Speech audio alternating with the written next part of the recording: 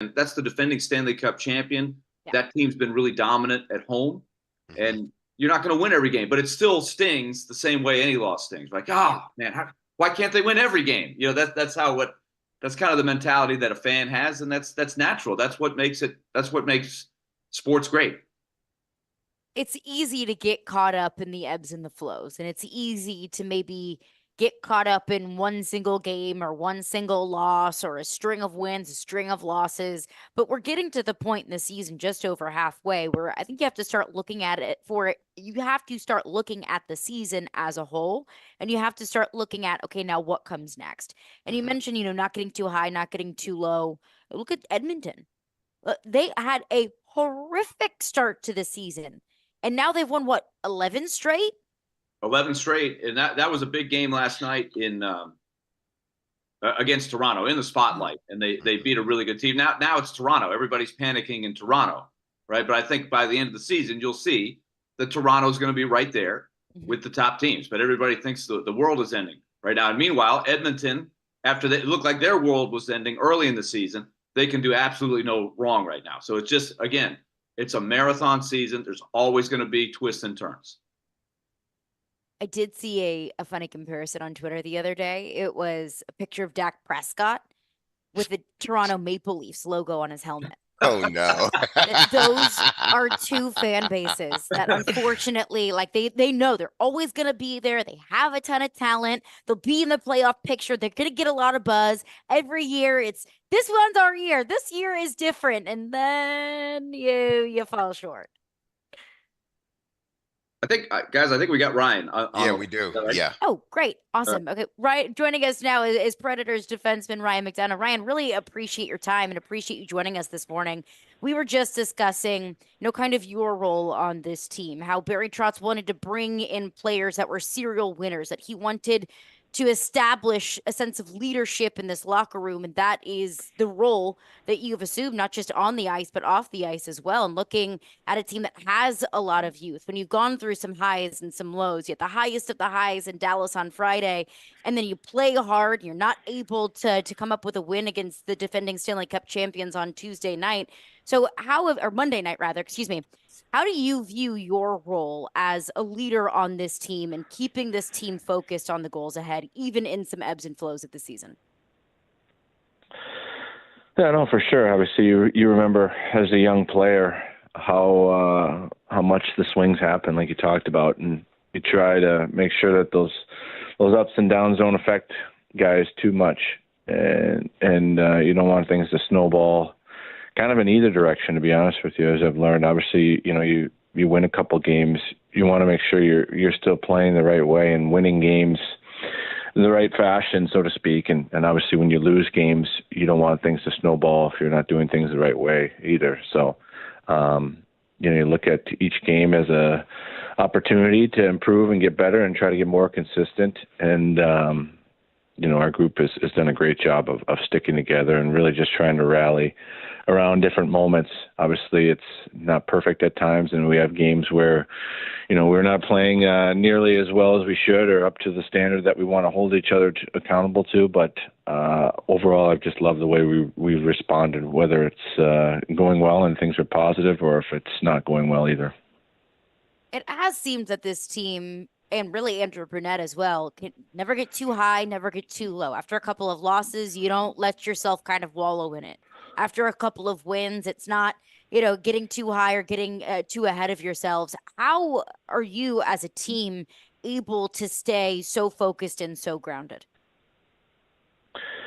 Yeah, I think you just realize in today's NHL, I mean, there's just no time to waste as far as either having negative energy or like I said, getting complacent. So whatever the day calls for, day off, practice, or game day, you've got to have your focus in the right state of mind. And I think that's just what our group's done a good job of, like I said, is just taking what the day has given us here and trying to be as prepared as we can each game. And our practices have been about as high-paced and tempoed practices all year as far as my career, our practices have been up there as far as the pace and play that we want to play with in a real game, and we try to emulate that in all the drills that we do. And I think it's been really effective for, both young guys and veteran guys like myself to try to stay up to speed, because this game today is a fast-paced game, and if you're not able to make plays at a high level and at high speed and think the game fast, it's going to be tough for you to win games. So I think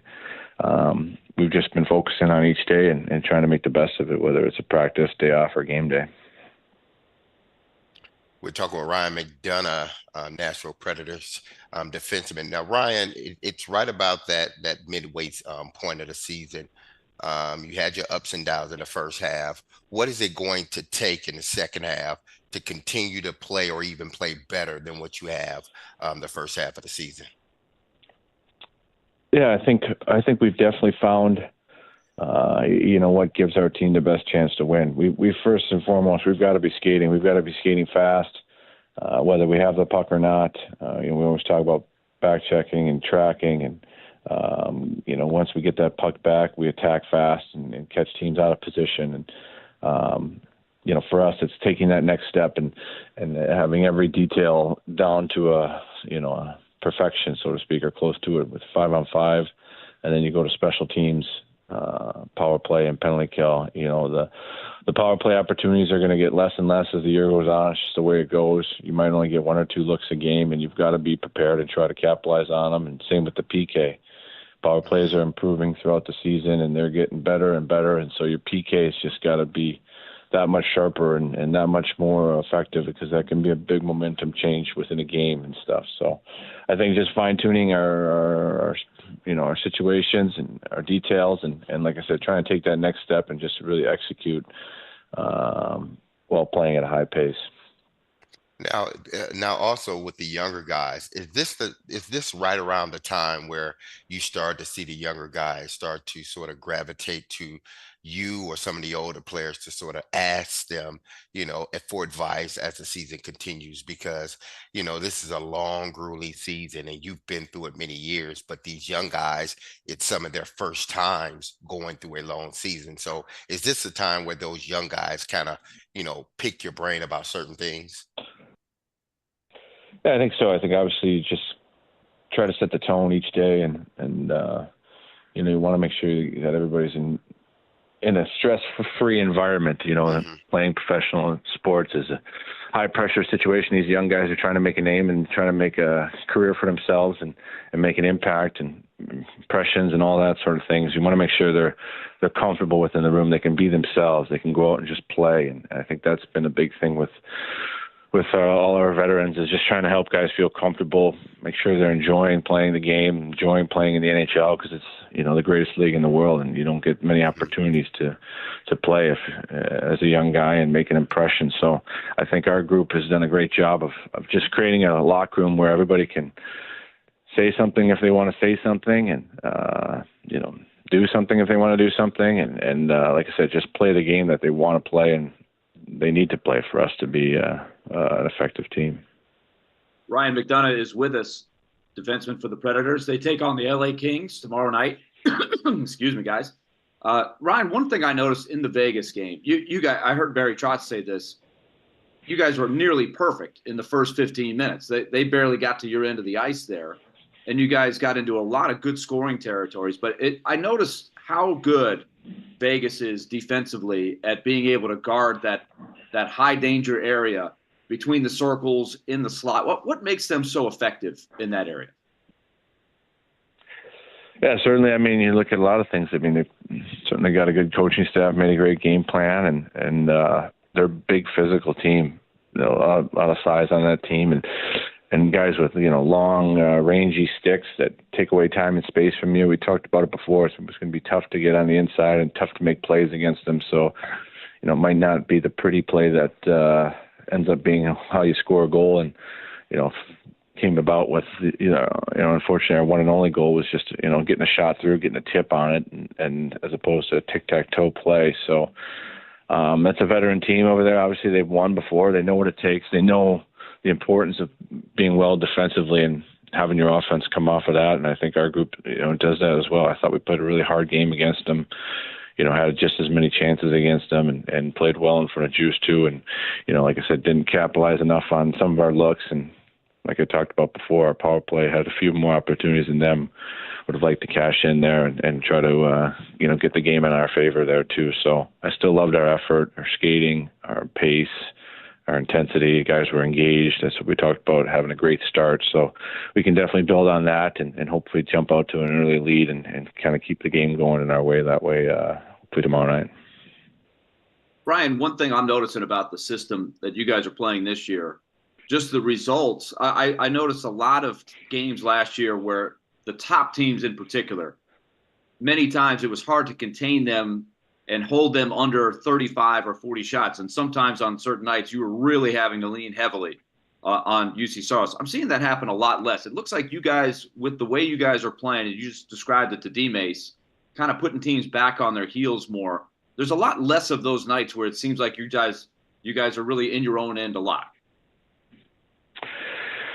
Yeah, and again, that's kind of the way our system's built too. We're not playing a man-on-man in our D zone and running around, running away from the net just to chase our guy around the zone. We're told as defensemen not to kind of leave our quadrant around the net, protect that area, and I think that's helping us. Maybe a team gets a shot, maybe one shot, but we're there, we're around the net to get to the rebound quick and not get those long sustained pressure shifts in our own end and stuff. So, and like I talked about, we want to be on the attack too. We want to try to take away the puck before it even gets back to our zone, so teams, can't even get shots going against us. Our forwards have been really tracking hard all year and doing a good job of that. So, it's kind of an effort between our system and the way we want to play and our mindset as far as, getting up and out of our zone quick, not trying to make a pretty play per se out of our own zone, just putting pucks to areas where our forwards are really skating and putting teams on their heels. It's just allowed us not to have to spend as much time in our zone, which has been fun. You've been playing some with Luke Shen, and you go back with him. He had a real significant injury right at the start of the season, which makes it tough for any player. But it looks like every week he's making more and more progress and getting more comfortable with where he fits in this. What are you seeing from him? Definitely. I mean, obviously, I have a ton of respect for Luke, the way he plays, the way he's physical, the way he stands up for his teammates there. The other night when it wasn't going great against Anaheim, does his best to try to get the momentum back on our side with a fight there. The guy's he's played a ton of hockey, so he knows what it takes to win and what he needs to do to try to be effective and help the team in any way. He'll do that. But yeah, he's definitely getting more comfortable. Anytime you get a lower body injury, it affects your skating like that. Like I said, today's game is about skating, so it takes you a little bit longer than maybe it used to get up to speed and play, the way you need to play as a defenseman in today's game. But it's been fun being paired with him here. Obviously, we have some good chemistry. We can talk things out, get on the same page, and we definitely try to keep it simple out there and take pride in being hard to play against in our own zone. Last one before you, I got to ask you about one more of your teammates, because this guy, every night, I just have these moments where I'm saying, my gosh, he's just done it again. Jeremy Lauzon is just crumpling people up. And just, I feel like somebody's going to go to sports at some point. He's just getting these great hits. But it's not really for show, too. It's just very textbook.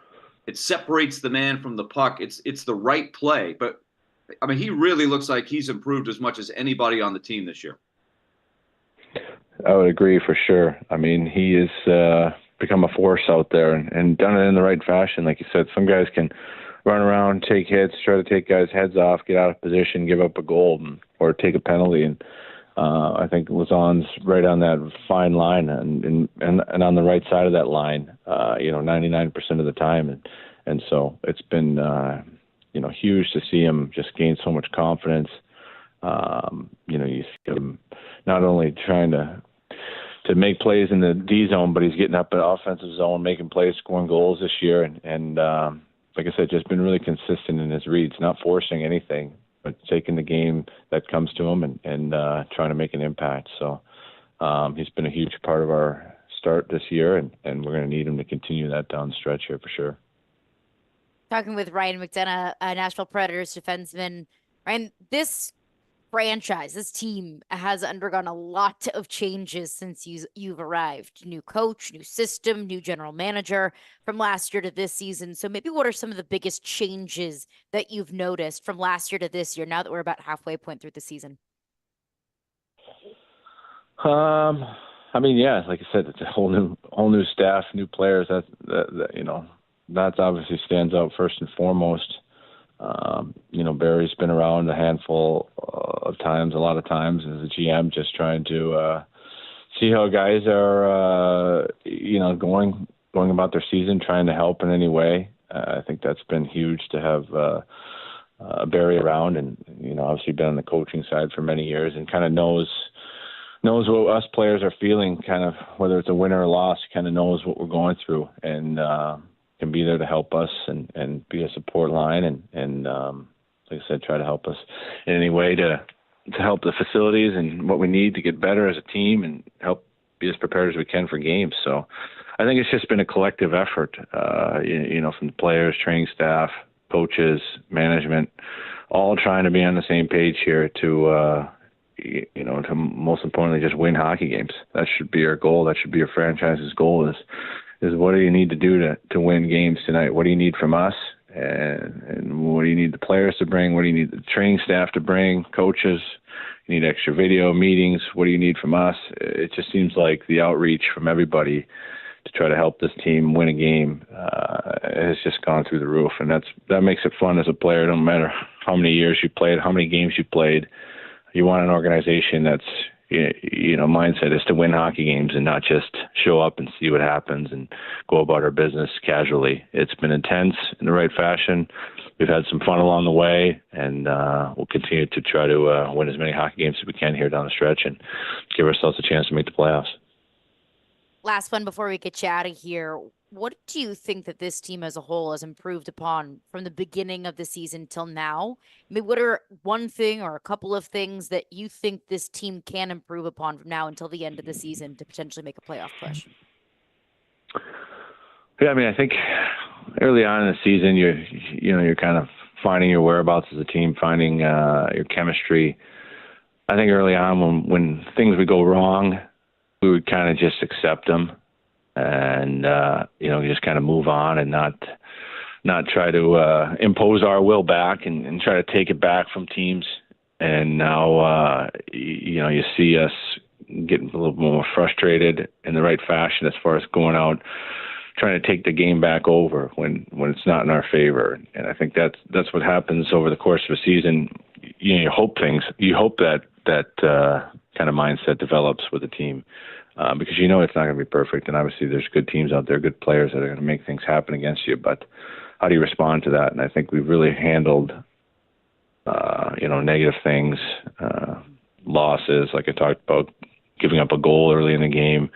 I think we're really finding how to respond to that in the right fashion, as far as going out and taking the game back over, trying to get back into the game. What do you need to do? The little things like that, little plays, whether it's a fight, a good forechecking shift, all those things kind of add up as far as getting the momentum back on your side and getting back into a hockey game. And I just think we're doing a great job not accepting like losses or goals against within the game. So it's been fun to see that transition of our team, and we feel like we're never out of a game. Ryan McDonough, Predator defenseman. Ryan, really appreciate your time. Thanks for joining us this morning, and good luck tomorrow against the Kings. All right, thanks, guys.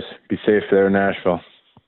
Appreciate it. Yeah, we are freezing over here. It's a total of, I think, 5 degrees outside, which is much warmer than the 0 degrees it was when I woke up this morning. But we'll react to what Ryan McDonough had to say there. Plus, there's been a narrative maybe about a Predators player that Willy wants to squash, and we'll get into that coming up next. Caroline, Willy, D-Mase, we are brought to you by Zen Sports. Starts on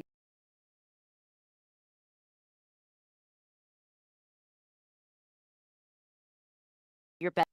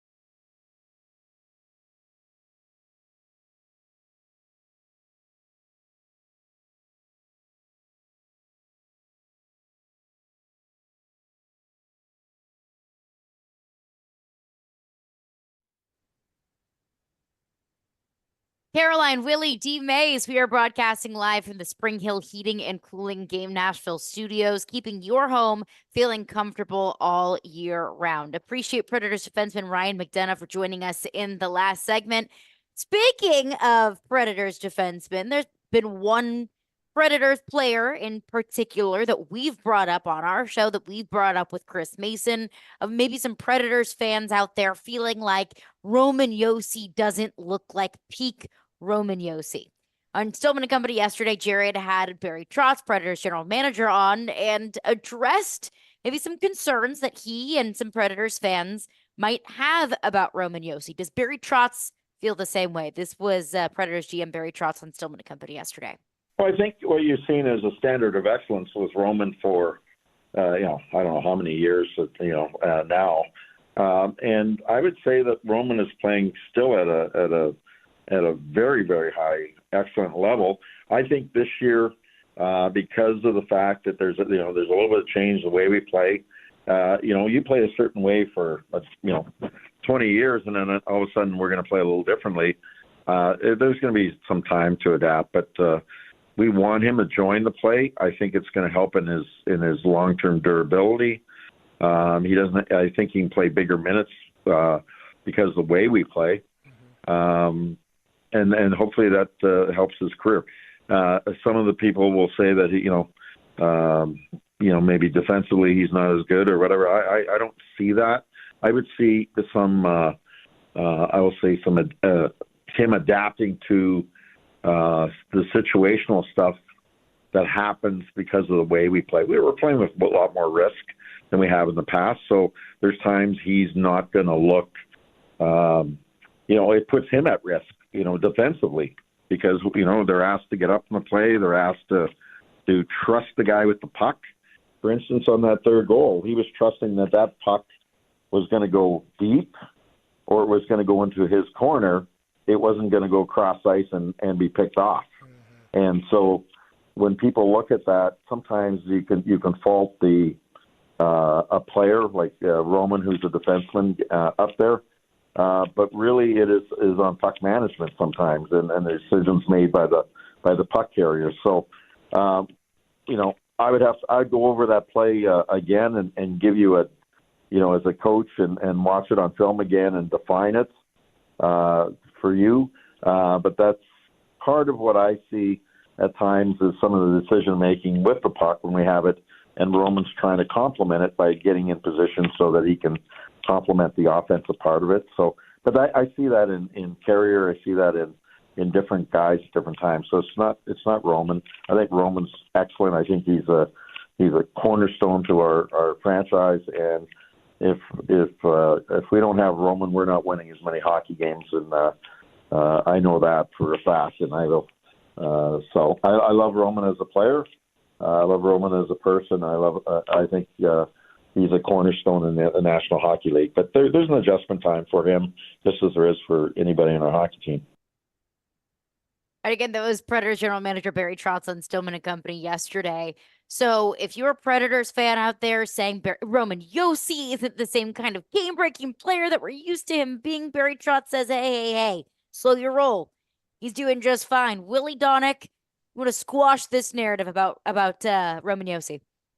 Well, I see where it started, because there's no question that Roman would be the first to tell you. And we just heard Ryan McDonough talking about the differences between the two systems, right? When you're playing more in a zone, I'm simplifying it, right? The way defensive coverage. The defensive coverage in front of UC Saros is a little different. Mm-hmm. Whereas before, when it's a little more man-on-man, going back to Peter Laviolette, they played a lot of man-on-man. And that really allowed, back in those days, the defenseman to get it and go and just skate the puck up the ice. So Roman Josi has adapted his game. And the first few games, I think, were probably a little bit more of a struggle for Roman than virtually anybody else, because he was the one that was probably changing more than anybody. You started to hear it some in training camp. Barry Trotz was on with us over at the Ford Ice Center and talked about the adjustment that Andrew Burnett was asking Roman Josi to make. But if you look at it now, the numbers are really coming around. and I tweeted this out earlier today, he is still like it may not be quite as flashy because he's not carrying the puck from end to end as much, right? He's passing the puck ahead more and then joining in behind on that second wave. But the numbers are really coming around, and he still ranks way up there among the best defensemen in the league. He's sixth in points, and that's despite the slow start. He's got a point per game in the last 25 games, and he's still sixth overall among defensemen. And then you look at I pulled a lot of analytics from Sport Logic, and he's right up there in all the categories: fourth, second, first in shots on goal. Most shots on goal of any defenseman. Inner slot shots, which is where you want to take the shots. Those are the shots that go in more, closer to the net, in front of the net, between the circles. That's where you want to get. He's getting there. Third most in the league there. Passes to the slot, eighth. Number one in offensive generating plays per 20 minutes. So any narrative that he is dropped off or lost a step or anything like that, I just think that's inaccurate. And because I know where it came from he had to adapt at the beginning of the season, and he did get off to a slow start the first 6 or 7 games, I would say. But the numbers are coming around just fine for Roman Josi. Now, Willie, would you liken it to, as I'm listening to you, and then I went back and looked at the numbers from him from his previous years, and you're right, he's probably the guy that has to change the most because of what they were asking him to do prior to hiring Coach Bruno. I sort of liken it to Tyreek Hill his last year in Kansas City, where the numbers, yardage per catch went down. The numbers went down a little bit because teams were changing up some things and they were asking him to do some different things, but he still was impacting a game. He still was impacting the game in other ways, maybe ways people didn't see. People were just looking at the numbers and not his total impact on what they do as a team. Do you sort of look at it from that standpoint with Josi? Yeah, I think that's a good correlation. And when you have elite players, I think the idea that you have, and I think Roman Josi being a team guy, it's how are you impacting the team and helping them win. I think Tyreek Hill is on a different team. They might go about it a little bit differently, but he's still making a huge impact, MVP type of impact. Now, I don't think Roman Josi is having his best year. I don't think he's going to win the Norris this year. So the bar is extremely high. But he's still having, if you just look at those rankings right there, top 3, top 5, in all of these very essential categories, he's still an elite defenseman. And he is helping his team, I think, overachieve right now. And here's the other part of it.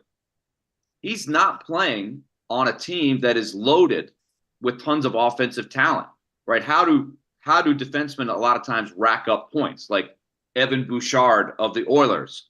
Well, he's playing with Leon Draisaitl and Connor McDavid. Just get those guys the puck. Yeah. You end up with a lot of it just by making a pass there. Roman Josi has to carry the offense, right? He's got one great line on his team. Philip Forsberg's having maybe his best year. But other than that, it's a pretty ordinary offense. That's not a knock on the Predators, but they're about middle of the road in offense, and he is elevating that. And his defense partner, once upon a time, was a guy like Ryan Ellis or a guy like Shea Weber, who were going to also get a lot of offense from their side of the defense. But he's not playing with those types of guys now. He's playing with Dante Fabro. He's playing with Ryan McDonough. Those guys aren't nearly as offense generators, of the puck. So he does a lot, and he's still getting a lot done for sure. So I just wanted to put that in perspective when you're trying to look at Roman Josi. It may not look quite as flashy, but it's still elite. And also keep this in mind. There is a little thing called shooting percentage, right? It's like a batting average. Roman Josi has the most shots on goal of any defenseman, but his shooting percentage is down a little bit. But it's a little bit like baseball. There's a little luck involved there, and I think there's a little progression that could happen. So I think if he has a little bit of luck in the second half, the goals will still end up being at a very high level. It does kind of feel like this is a sports story as old as time. sometimes you become a victim of your own success. Yeah. Sometimes, fans will look at it and say, okay, if you are not playing at the highest of highs of an elite level and you're not putting up the massive numbers, all of a sudden it's, oh no, what's wrong?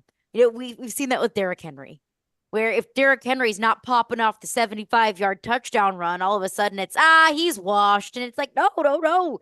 He can still be a pretty effective back. He's just not going to give you those same big, flashy Sports Center top 10 kind of plays. I think it maybe on a different level than than Derrick Henry. Maybe it's a very similar story with Roman Yossi, where Predators fans are so accustomed to pretty much Roman Yossi carrying a good bit of the load on his back, and he doesn't have to do that anymore. That's a net positive as far as the Predators are concerned. It looks different. Success in a good game, good play from Roman Yossi looks different in a different system, but it doesn't make it any less effective.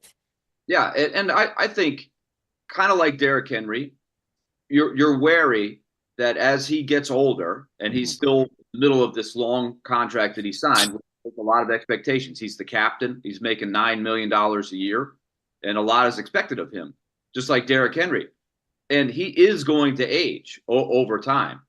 At some point, he's not going to be quite as fleet and able to just, skate around everybody. He can still absolutely do it, just like Derrick Henry can still be effective. Yeah. But I think Roman Yossi will get into those stages of his career, and he'll have to adapt his game.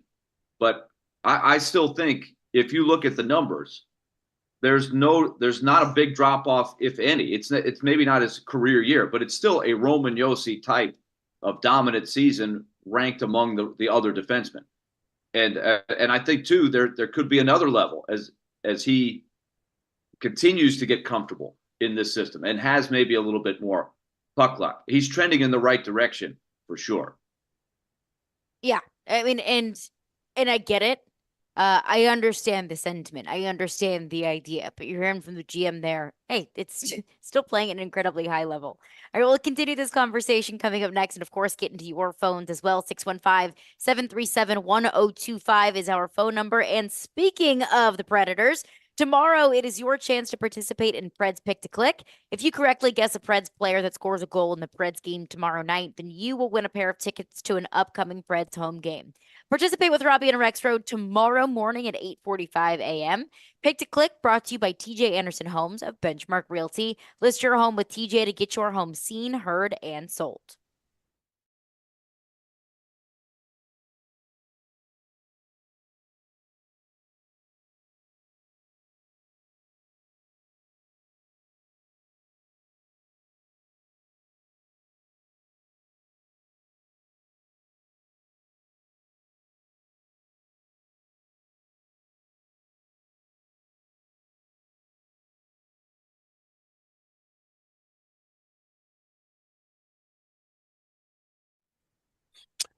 Happy Wednesday, everyone. I think it's Wednesday. Goodness gracious, these days fall together so much. It's pathetic, all this snow.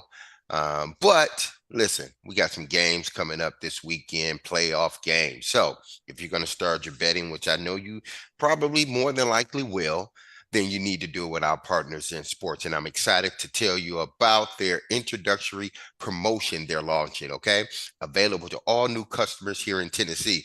It's called the No Danger First Wager. When you sign up for a Zen Sports account, you will receive up to $1,000 No Danger First Wager. When you place your first bet on Zen Sports, you will be reimbursed for the amount of your bet. If it loses, up to $1,000. Plus, Zen Sports has launched a new VIP program for the premier bettors of Tennessee. If you think you may qualify, then listen up, okay? The VIP program is by invite only, people, so you got to get an invitation for this one. So if you feel that your Zen Sports play qualifies for a VIP consideration, please check out the program details and apply at zensports.com/VIP. No other sportsbook will offer you a premier sports betting experience with 24/7 top-tier customer support and bigger and better action than Zen Sports. So what are you waiting for, bettors? Get going and download their app today at zensports.com. Zen Sports, betting just got better. And remember, gambling problems, call 889-9789. Terms and conditions apply. Must be 21 years or older to bet here in Tennessee.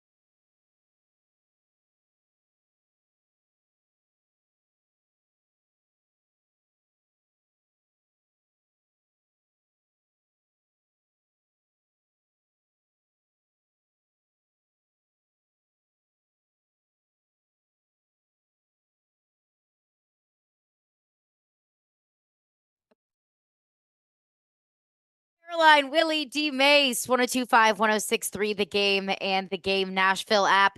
We will chat with Jonathan Hutton, Hot Mic with Hutton and Withrow, in just over 10 minutes. We'll get his thoughts on the Titans coaching search, Dan Graziano's name to watch.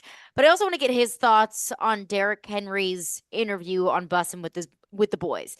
So this just came out last night. And I always, if there's ever a Titans player or Titans topics on Bussin' with the boys, I always have to listen, because that's an environment where I feel like players can kind of sit back, relax, maybe let it fly a little bit more than a traditional sit down or in a traditional press conference. Like going back to this past spring when Kevin Byard was on Bussin' with the Boys. We got a lot of insight of what went down with the request for a pay cut, so on and so forth. So this podcast dropped last night. Derrick Henry sit down with Taylor Lewan and Will Compton and a lot of insight of looking back, reflection of his career with the Tennessee Titans, what comes next for Derrick Henry.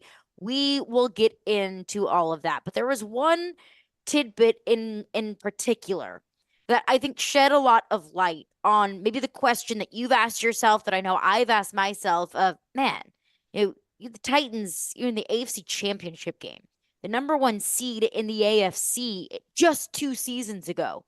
And then now here you are, 6-11. The coach is fired. You got a top 10 pick the last 2 years, I guess the 11th overall pick, but still high round pick or a high first round pick in the last 2 seasons, losing seasons the last 2 years. What went wrong? How did we get here? Derrick Henry provided a little bit of insight as to what changed, at least inside the locker room. I got hurt. I still think we were pretty solid, and with, this year, one thing I would say is, like, in years past, when hit the fan, even when you were there, you can look to your left or your right, and when the pressure comes, the person to your left or right is going to respond. Mm-hmm. And if you need to lean on them, you can lean on them by being in those situations with them before. And this year, like you said, when you came to the facility, it just didn't, it kind of felt like out of place. And whenever I came back for OTAs earlier last year, I was talking to KB, we both kind of felt the same way. It was like, it just felt different. Mm. When we used to come back, it was kind of like that home feeling. Like, the old line was all together. Everybody knew everybody, and everybody was like, we was all family.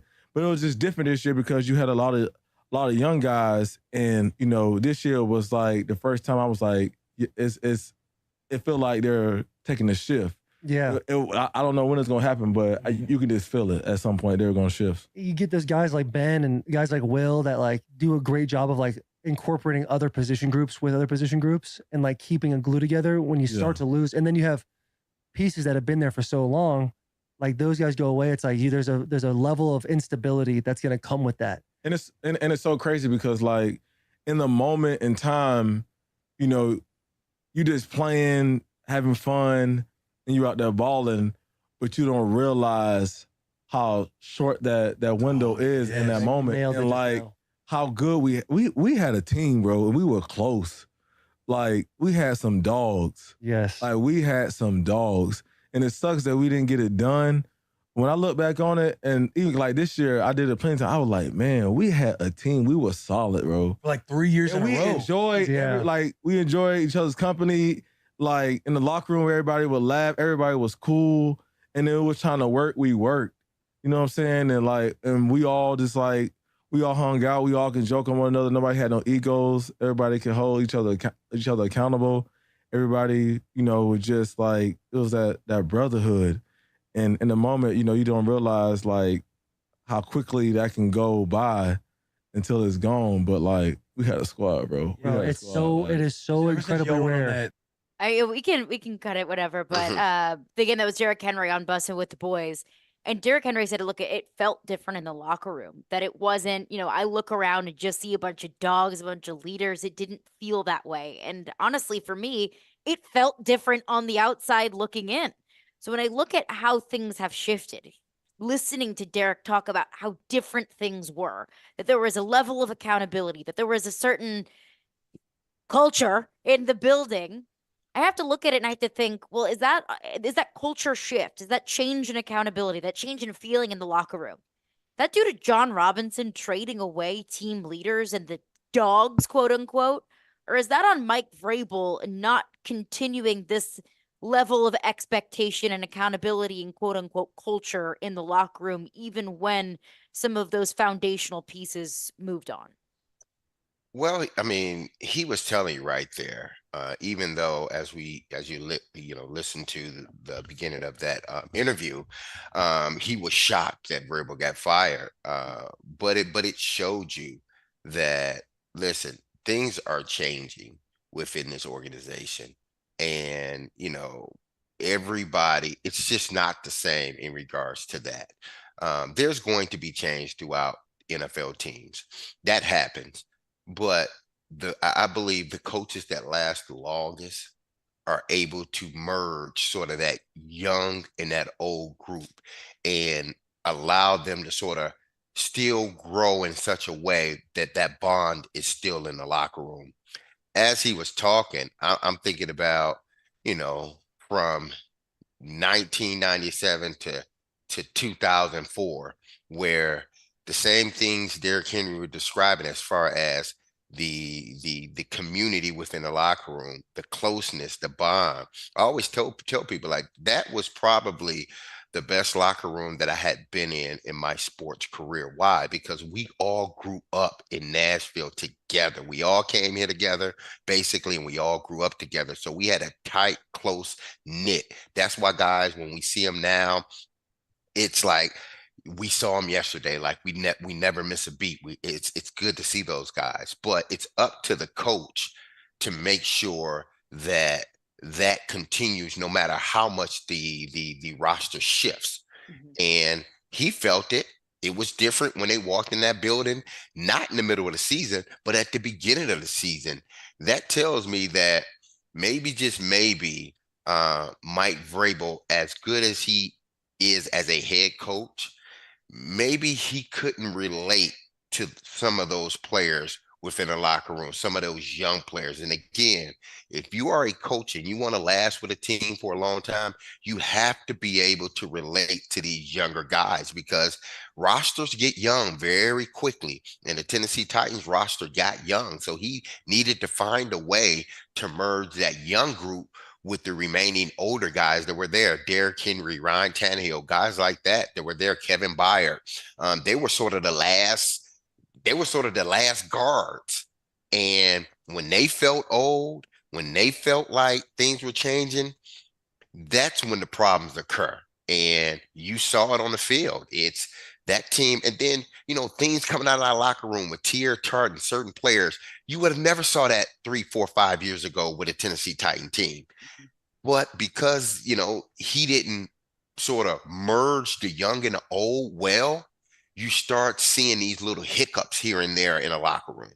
I think that's fair, but I also think the overriding reason is when I was listening to him talk about those times, I thought a lot about exactly what you just brought up, Derek. Your teams, 99 through 2003, really, when it get down to it, 5 pretty special teams, with the one exception being 01, where injuries just kind of derailed the season. But that 5-year run was a great run. This was a little bit of a shorter run for this Titans group, but I just kind of think of a cycle, and the cycle was just coming to an end almost naturally. And the thing that can keep it going is if you have great drafts. But that's where I think John Robinson's drafts that came up empty largely in 2020, 2021, those young players that you were talking about, D-Mase, maybe they didn't mix, but also they weren't nearly as good, right? Exactly. You didn't have a fusion of young players that were coming up to replace the players that they mentioned, that they were sort of regretful in hindsight that they let go. He mentioned Jack Conklin. He mentioned Jonnu Smith. He mentioned AJ, obviously. He was like, man, I wish we could have kept those guys. So hindsight. But I think as we get further removed too, you have to appreciate that those teams were so good. Those were good teams, and they that one year you can tell they all still have the regrets that they missed their chance to really do something when you earned the number 1 seed. It's a bummer that their best teams there didn't quite get as far as maybe they potentially could have. Yeah, and I think it's fair once you get to this point, looking back on the era that you had so much success. And then you get past that point, you look back and think, man, wish I would have known I was in the good old days before I left him. But I kind of in agreement with D-Mase that falls on Mike Vrabel to try and continue that culture, to try and continue that if you are going to be a team and an organization that prides yourself on accountability and culture, well, you're not always going to have those glue pieces. It's identifying those next leaders. Now, look, it's a business. You're going to have to move on from players. That Ben Jones was getting to a certain point in his career that he couldn't play at a certain level, that you couldn't hold on to players, whether it's contract or play level, whatever it might be. You can't hold on to players forever. You can't try and hold on to that lightning in a bottle forever. And that falls on the coach to try and seamlessly transition from one era to another. And it's not easy. It's not an easy task. But now that task is on Rand Carthon's to-do list. That task is now on the next coach's to-do list to rebuild that foundation, to rebuild that level of accountability that the Titans have had in the locker room in the past. But I want to get Jonathan Hutton's thoughts on this coming up next. He will join us. We'll get his thoughts on the coaching search, his thoughts on Derrick Henry's interview on Bussin' with the Boys and all things Titans. Jonathan Hutton joins us coming up next. Caroline, Willy, D-Mase, 102.5, 106.3 The Game.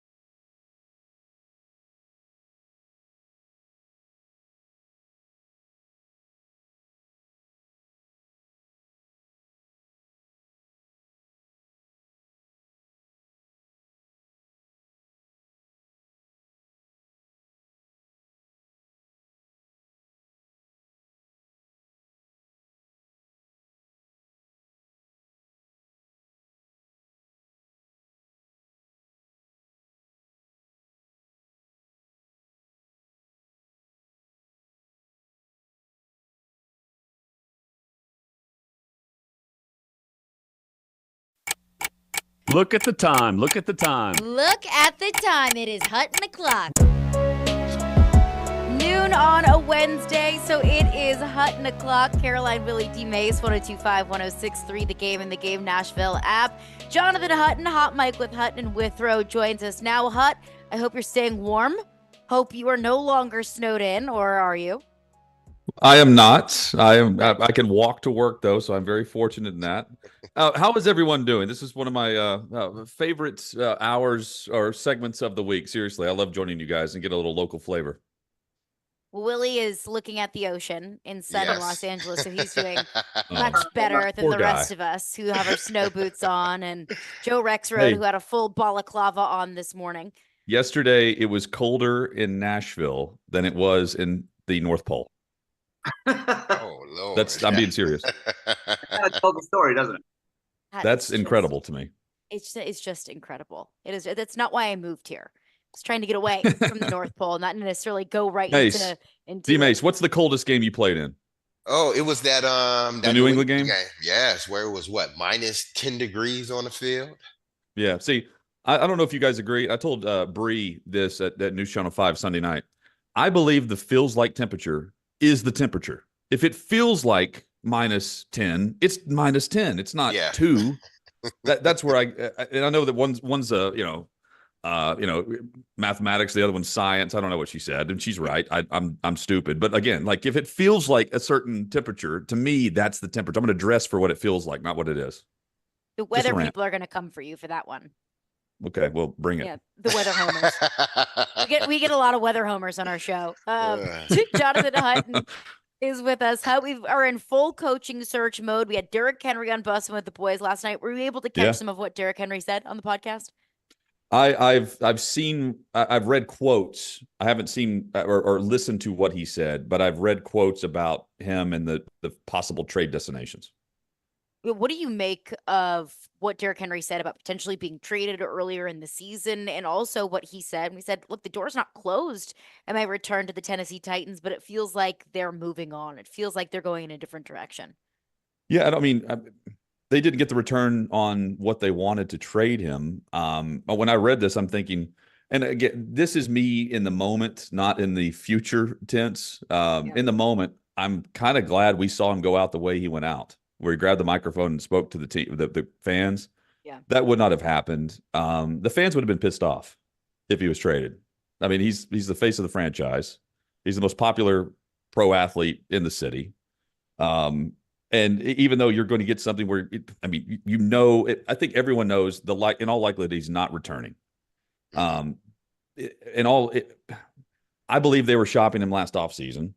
They tried to do it during the season, and he was going to approve whatever he was going. I think they did it the right way from the Titans' perspective, but also like they just didn't get the return that they wanted. If I'm speculating, he said 2 teams. I would automatically assume Baltimore. I would assume Buffalo. I would assume Tampa. I don't know if you guys have a different opinion on who else would be in the mix there, but as far as investment in the run, who? Dallas, maybe. Okay. As far as investment in the run game and what was available cap wise, that's where I look. But again, no matter where Derrick wanted to go or if he wanted to go, the return had to be something to where it was worthwhile for the Titans to actually do that. And I don't think they got a great return in the offseason or during the season. We were just kind of breaking down one thing that Derrick said about, look, it just felt so different this year. Maybe a couple years ago when they got to the AFC Championship game, when they had the #1 seed, Derrick said I could look to my left, I could look to my right, and I could trust that those were some dudes. They would hold me accountable, that if I went down, they could pick up all of the pieces, that this year just felt different. And just watching from the outside in, it felt different. It looked different. Do you think that's on Mike Vrabel on not trying to maybe continue that culture that this team has been known for? Or is that on John Robinson for trading those foundational pieces away year over year? My initial reaction is on Amy Adams-Strunk. Yeah, fair. Whenever she fired John Robinson, when she did, they were leading the division. The leaders of the team look at that and they think, okay, this is a signal that we're already looking ahead to the offseason. I'm just being blunt here. If I'm Derrick Henry, I'm absolutely thinking it's a wasted season for my career. I mean, if you're just looking at the Pro Football Hall of Fame possibilities, That you have the injuries, you're 7-5, and you're in it until the white flag is waved in early December. I mean, that's what happened. I think that signaled, okay, here comes the rebuild. And then it was kind of a rebuild, but it was nothing close to what it should have been. Henry was one of those that was being mentioned on the trading block. Tannehill as well. They draft the quarterback. They draft another backup running back in consecutive seasons in the draft. And both guys were back. And then they go after Hopkins. I feel like it was a 1 foot in, 1 foot out. And the players notice this. They get it. They hear it. They follow it. And when they see that, it's like, oh, what are we doing? We waved the white flag 6 months ago, but we're all back and we brought in D-Hop. Okay, what are we doing? And you get off to a slow start. You end up 500 and then the wheels fall off. And I credit both guys, Tannehill and Henry, for being pros about everything. And I think I won't say they went through the motions. I'll say it felt like they were in neutral instead of in gear. And that to me it all started back in December of 2022. You're right about that, Hut. And when you talk about this situation and what Derrick Henry mentioned on the podcast, I think, you say, well, it starts at the top. And I truly believe that, everything is sort of trickles down. It's a trickle down effect in the NFL. If you have a great owner, then you have a great GM, you have a great coach. But I think in this situation, and tell me how you feel about this one, Hut. In this situation, I think it's always tasked on the head coach to maintain that locker room's culture, regardless who comes in and who comes out or who leaves out. Because if you look at organizations that are winning organizations, whether it's New England, whether it's Pittsburgh, Baltimore, Kansas City, they all go through the same ebb and flows as far as youth coming in with the old guys or the old guys segueing out.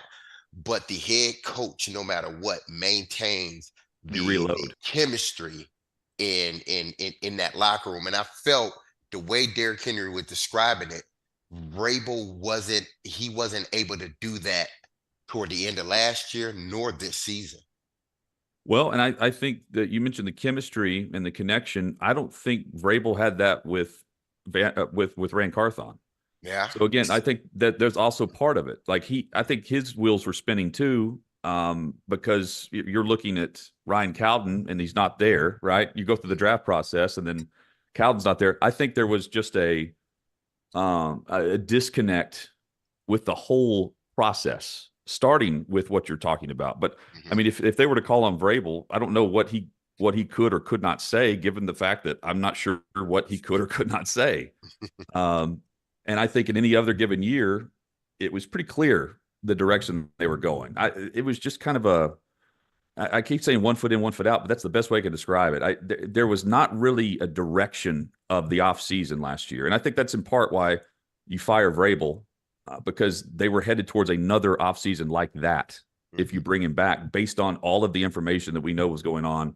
And quite frankly, the information we don't know, because there's been no clarification on it. So you bring in another head coach who's going to be in lockstep with the GM. That's a criteria that has to be checked.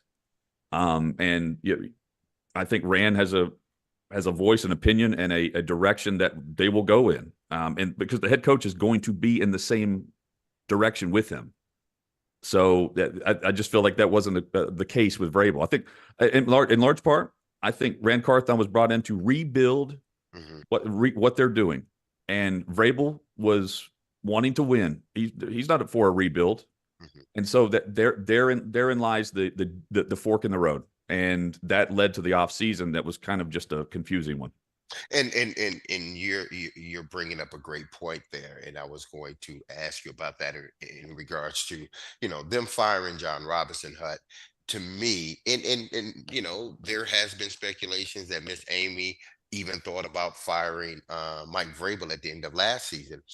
I think they should have fired him last season, not because I don't think he's a good coach, but because of what happened this season. You had a GM coming in already saying, hey, listen, I'm just going to defer to the head coach. Well, we know the head coach doesn't want a rebuild, when in actuality, the rebuild should have started last year as opposed to this year. And maybe, just maybe, had it started last year and the power structure was the way it needed to be, like any other team, where it's the owner, GM, and then the head coach, I believe Mike Vrabel would still have his job.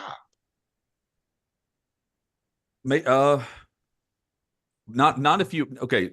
I agree. However, if we're going to take Amy for her word, when she fired John Robinson, she said, "When I make up my mind, I'm making a decision now." So if she'd already made up her mind, or had even thought about firing Vrabel prior to all of this, then I feel like we were headed down that path anyway. And you've got contract years, you've got a salary cap situation. Byard, Tannehill, Henry. There are others. You've got another year there, or you have trade assets where you kind of go through, I won't say go through the motions. Vrabel wanted to win, and the team did too. There's no doubt Tannehill and Henry wanted to. They're not going to waste another year when you wave the white flag in December the year prior. Point being, if you can't trade them and you can't move up the ladder in the draft, they've got the opportunity now. You don't want to waste that if you're going to move on from Vrabel, if you're not in the same mindset, in the same frame with the new general manager and the direction you want to go with, evolving and making sure that you're headed down a path that the NFL is going. That's something that she mentioned in her statement, in the ever-evolving league. So it doesn't sound like she felt like Vrabel was doing that at all. Jonathan Hutton is with us. And Hutton, before we get your opinions on some of the candidates that have been interviewing, I know you mentioned to me that you enjoyed our interview with Ryan McDonough. What jumped you in that? Well, so I did. It's refreshing, but it shouldn't be. And I mean this like in a genuine way. I don't hear athletes on radio doing interviews like this where they're just open, honest, and just have a conversation. I felt like that was a conversation. I think we're missing that. I don't know if it was the COVID year that took a step back in this, where the locker rooms were closed. For the most part, and I'm looking at this from a football frame, for the most part, this is a team. It's a team-run media now, an NFL media that's now buying into ESPN, where they control the narrative. And I listened to Barry Trotz. We're missing that from the Titans, and it's just refreshing because, Willie, 10, 20 years ago, that was a normal chat. That was a kickback conversation. It's not like it's nothing that's going to be controversial. It's just sports. And I don't know if we get a lot of that, because it's either the players that are individual going on their podcast and they're controlling their own message, which is fine, or it's the team that's holding back certain availability because, well, they can control it on their own side. I just don't hear that enough, and I miss it. It was just refreshing, and I commend the Ryan McDonough. Also, just Trotz in general has always been great, and I think that, instead of pointing out those who don't speak for a season, I would rather give credit to those who do. Well, thank you. I appreciate that, and I think I'll pass that along to the Predators there, and Ryan in particular. But and that's really, I think, what you appreciate with Derrick Henry and that atmosphere that the Bussin' with the Boys can create, that comfort level where you do get Derrick Henry just kind of just talking, right? And it goes on for a long time. As Caroline and D-Mase and I were saying, you gotta park some time if you're gonna listen to that whole thing. Yeah. That thing goes on for a long time. But it is really interesting to hear him reminisce about the teams that had a shot to win it, right? He felt like, close. And they were. That's the tough thing. That's what makes the really sports so hard, is when you feel like you've got a chance. The best team doesn't always win. And there's probably in a given year 5 or 6 teams that are probably good enough to win it. And I would say probably for those 3 years, 2019, 2020, 2021, they were in that mix. 2020 was the year, Willie. That was their Super Bowl possibility to me. And if I'm D'Amico Ryans, I'm playing exactly what Derrick Henry just said. I think the Houston Texans are the 2024 version, 2023-24 version of the 2019 Titans. They're a year ahead. They won in the wild card round. The Titans went to New England and won. No one expected that. Then they go to Baltimore. and they win against the number 1 seed Baltimore Ravens, against the MVP Lamar Jackson. And that's what Houston has a chance to do. And they're a year ahead. They're a year ahead of where they should be, given the youth and just the overall structure of where they were. They won 3 games the year prior, and now they're in the divisional round. You can't waste that. I say a year ahead. They should not be thinking that. I don't think they are, but they shouldn't be where they are given how they've had to rebuild. And it starts with the quarterback he's a big game player, CJ Stroud. I look at that and just compare, because we're watching it in real time.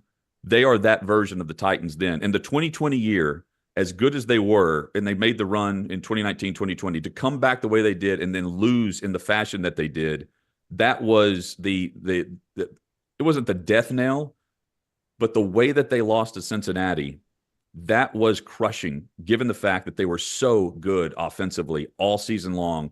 To come down, they had a scripted play to begin the game. They throw the pass, it's picked off on the first play. I mean, everything just went downhill after you could not have scripted the regular season to go as well as it did. That was crushing to them, because that was the year that they were built to win.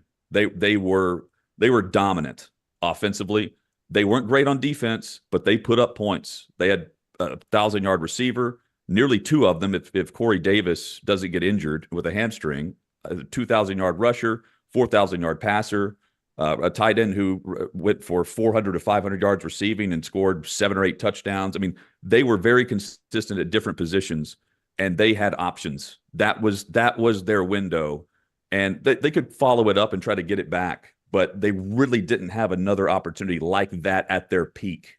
That was them in their prime. And if I'm Henry, I'm looking at that and I'm thinking that window was open. It was open and it closed way too quick for what it should have been. He feels like he's got a lot left. And if I'm him, I'm thinking I've wasted the last 2 years, given the fact that, I mean, they're invested in running the football. But this year, some of it's on him. I would say that he's getting hit before he gets to the line of scrimmage. That is not what the Titans were built to do. We went downhill in the draft. It started there in free agency, made some really bad decisions, but that affected everything. And yeah, if I'm Henry, I'm thinking, what just happened, and where am I going where it doesn't happen to me again as I close the career? Well, that's an interesting question. So if I'm hearing you right, you actually would take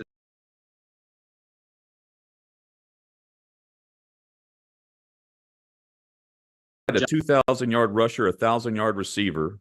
They had a 950-yard receiver, and they had nearly a 4,000-yard in Tannehill. Tannehill was great that year. I mean, he was elite if you look at his numbers. He was at the top with the best quarterbacks in the league. I mean, I would argue he was running an NFL offense just as well as any quarterback in the NFL, running an offense. And Arthur Smith was that year got Arthur Smith a head coaching job. I would take that team.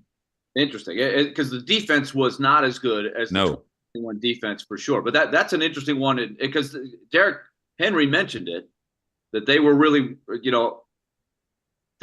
down. They mentioned that Ravens game. Of course, the fans couldn't be there. It was weird, right?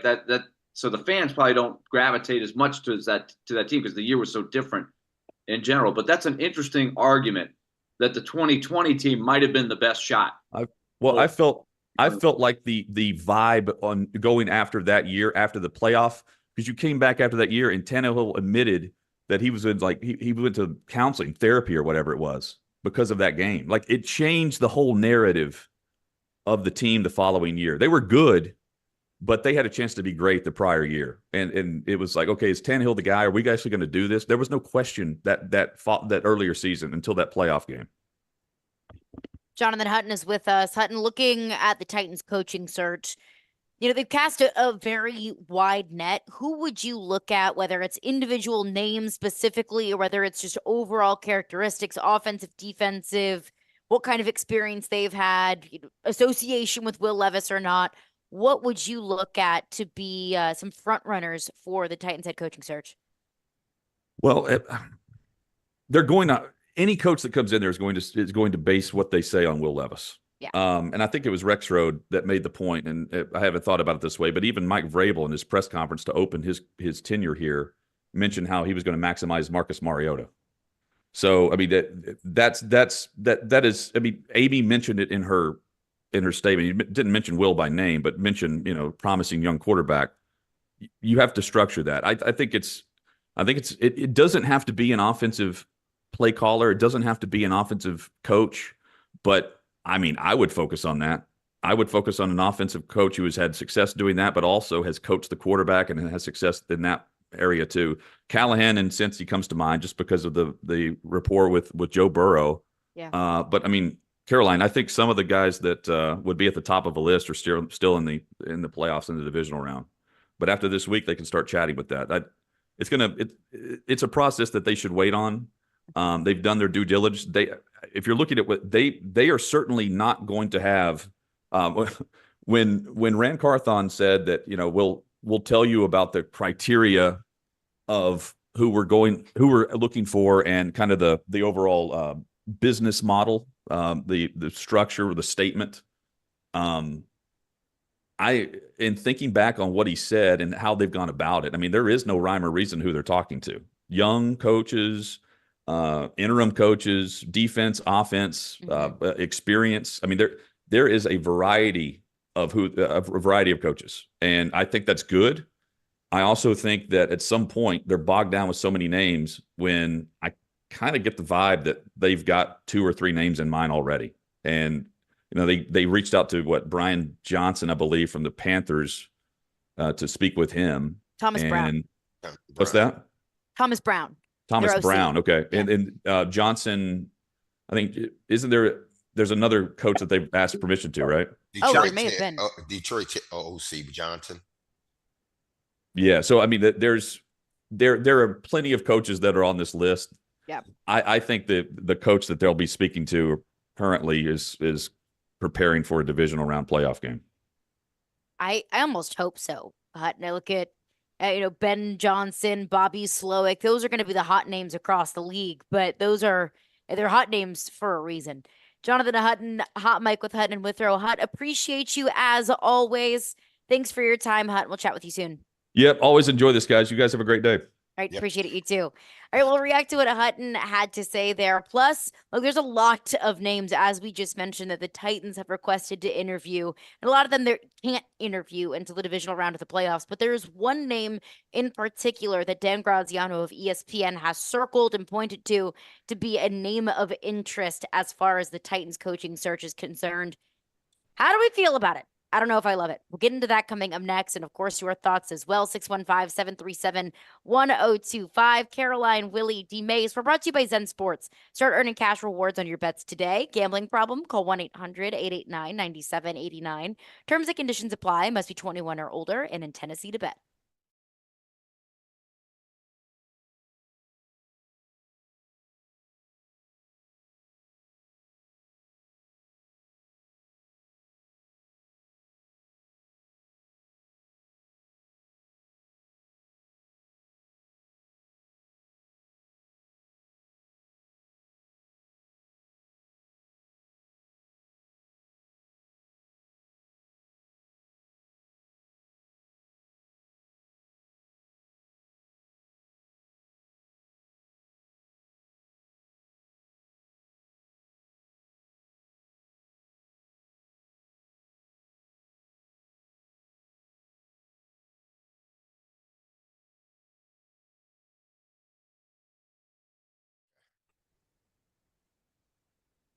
This time of year, people, we reflect on the past and make plans for the year ahead.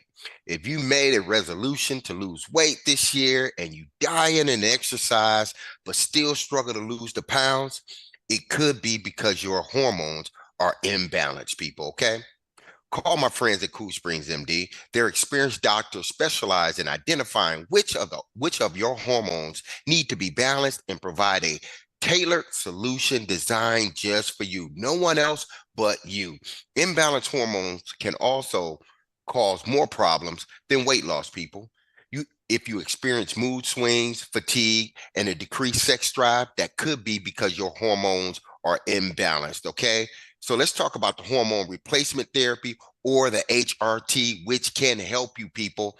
So my friend Dr. Jeffrey Lodge and his team understands it's a frustrating cycle and wants to help you be the best you can be this year. So There's no better time now to achieve that healthy lifestyle. What are you waiting for, people? Give Cool Springs MD a call today for an appointment. Here's the number, 615-486-3458. That's 615-486-3458, or visit their website at coolspringsmd.com.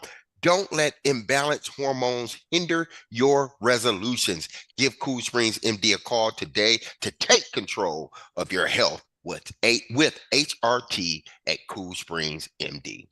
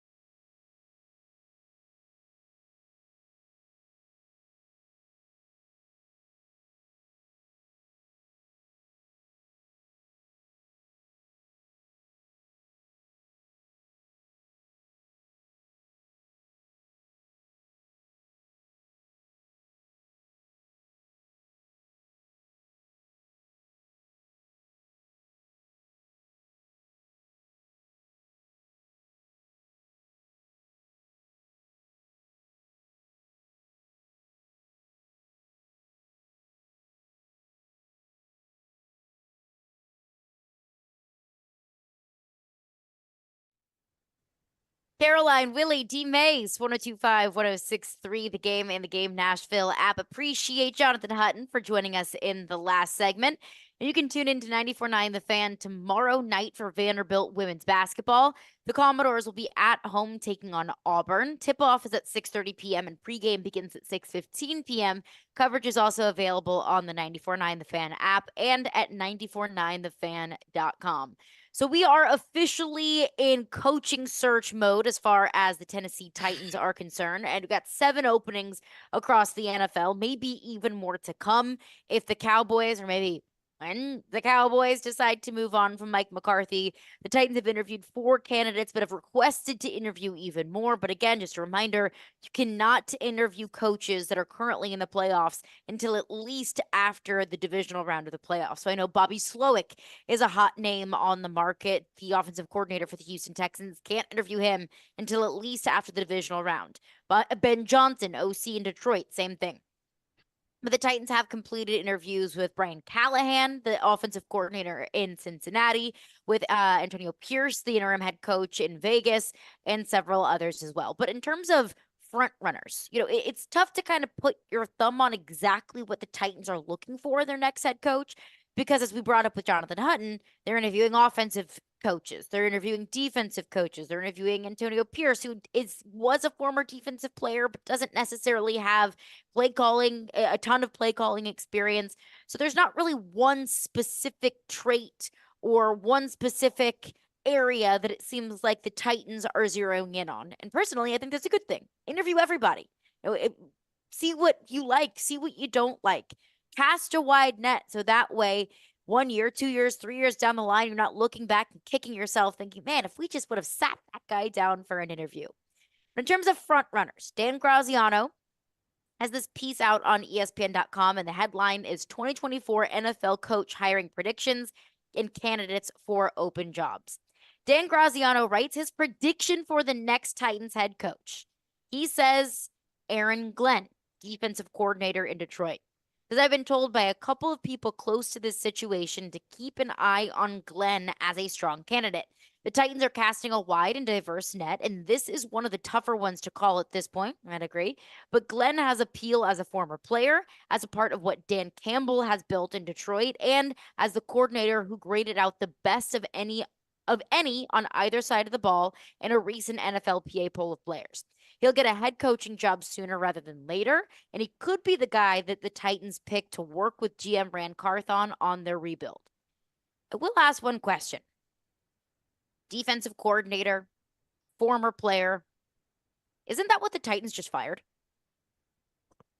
Yeah, that is what they just fired, but I don't think just because you fired that type of coach, you can't then go get someone of that same ilk. We understand why, or we're starting to understand why this thing started to erode and erode very quickly, with Mike Vrabel. So you can't, hold that against the next potential Tennessee Titans head coach. You hire the best individual that you believe fits your organization and fits the vision. I think that's why they're keeping this, vision so closely guarded, because they don't want anything to leak out. They want to be able to see the authentic person when they're interviewing them. And it seems like Aaron Glenn is at the top of the list in regards to, the likability throughout the NFL. You just named it. He rated, number one in that aspect. So, and his coaching career, it started in 2014 with the Cleveland Browns. He was assistant defensive back coach there, and he segued that. And remember, listen, he was a GM.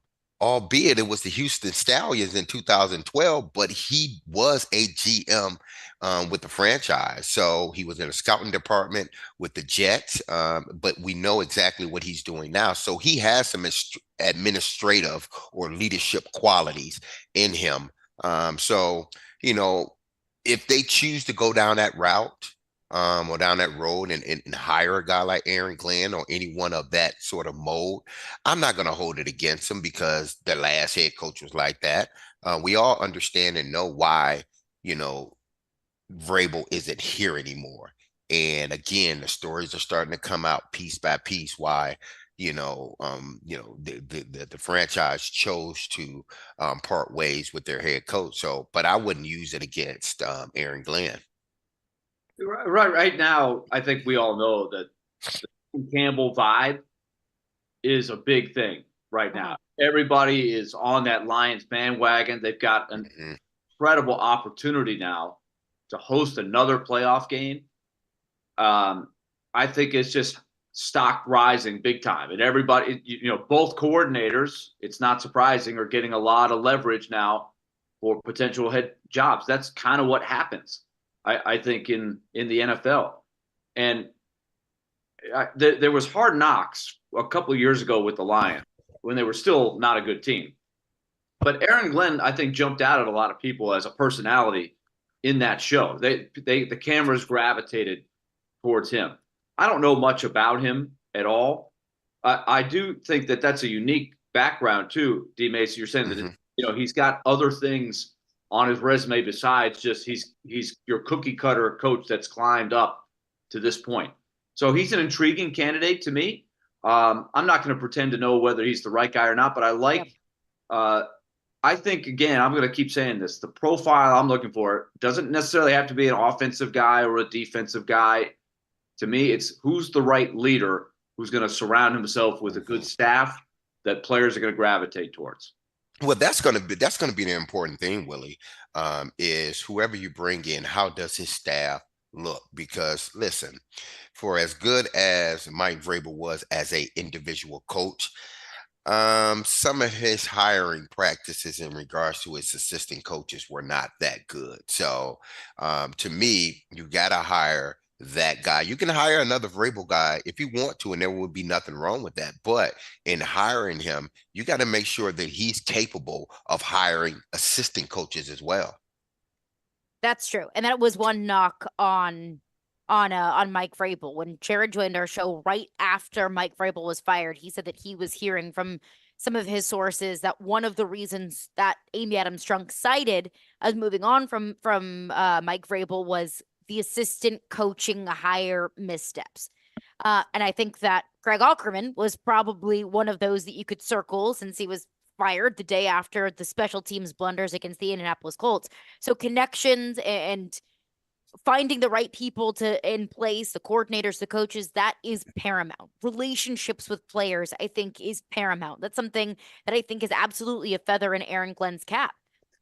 But Dan Graziano cited, Aaron Glenn being the top coordinator in the league, according to the NFLPA survey, just because of his connections with players and also his ability to not fit square pegs in round holes. And what I mean by that is he tailors the system toward the players that he has in place, not vice versa. I think that's the sign of a good coach of, okay, I can work with this. I will tailor my system to the players that I have in place.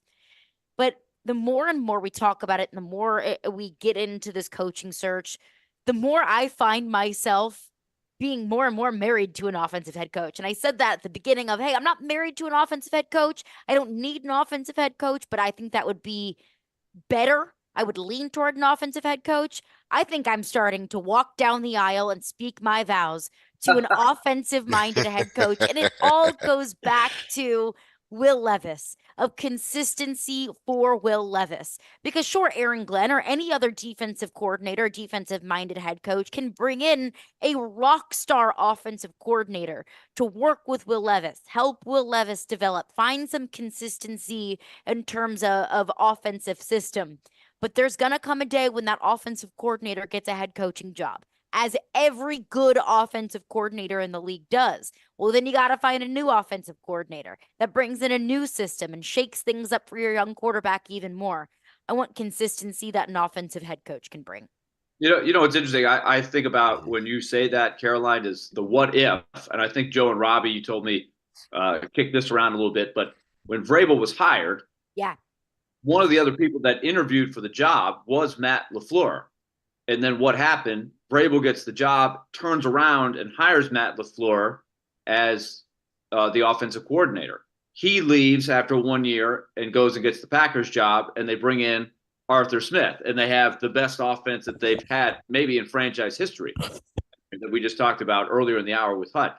Yeah. But it has me wondering too, like, what if they had gone down that road of, hey, we got Mariota, so let's go with the offensive guy. That would have been LaFleur at the time. You just wonder what direction things would have gone. That's one unanswerable question that we'll never know the answer to. It's a Joe Dubin what if. He loves to play that what if, and he brings up a topic like that. But it does make me wonder. But yeah, I guess my point is they went with Vrabel. He brought in the offensive mind. LaFleur had, a mixed bag. That first year, Mariota got hurt at the end of the year. It kind of ruined their chance of being a good team. And then they still end up getting a really good offensive mind and the right guy at the right time in Arthur Smith. So it can work. It can work different ways. Right. And I think that a lot of people, Titans fans, maybe even Packers fans, looked at Matt LaFleur and said, he is just enjoying the fruits of having one of the best quarterbacks in the league and Aaron Rodgers. He's really not all that great of a coach. He's really not all that great of an offensive mind. Well, what I watched, what day was that? Sunday against the Cowboys. Like that was a well-coached team. That was a Jordan Love that looked significantly better, leaps and bounds better than the last time that we saw them. And I have to give Matt LaFleur some credit for that. So it is an interesting philosophy. Well, when you have your who you believe is your guy in place, a guy that has shown, at the time, Love was up and down, but I think they saw something in him that, that was promising. But I think if you have your quarterback, you're able to learn on a job a little bit easier than not having that quarterback. So maybe, when Green Bay hires LaFleur, or if they would have hired him here, you know, maybe just maybe as the quarterback's growing, you're able to grow also as a head coach.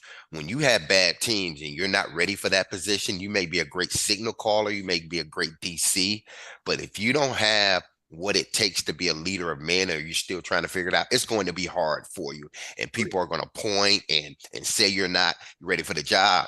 But when you have a quarterback, it gives you some leeway to learn as you're being a head coach, to learn how to be leaders of men. Why? Because a quarterback is going to win you football games. And when you win in football games, everything is peachy creamy. Everybody's agreeing on everything within that locker room. So, if the Titans choose to go down the road of hiring an OC, then if he hiring a head coach that's really with an OC mind, if he has his quarterback and he believes Will Levis is the quarterback, then he's going to tailor that game plan or that offense toward the quarterback. And as the quarterback becomes more successful, you become more successful as a head coach, and you're learning through the process. It's a very fair point. And I think we talk about that with young quarterbacks as well, of when there's a quarterback ahead of you, when you can sit on the bench and you can learn, that could benefit the young quarterback in the long run. But it's a very fair point that I haven't thought about of, well, when you have, an all-pro quarterback as a head coach, that allows you some time to kind of be able to sit back and figure it out a little bit. And look, as far as the Titans coaching search is concerned, an offensive head coach is not going to be a slam dunk. And not every offensive head coach is going to work out. Look at Cliff Kingsbury at Arizona. He's an offensive guy. It just didn't work out. Josh McDaniels, every stop he made. And everything that I've heard out of Vegas is that he was horrific. Not just not the right fit, but horrible head coach. So it's not just being an offensive mind.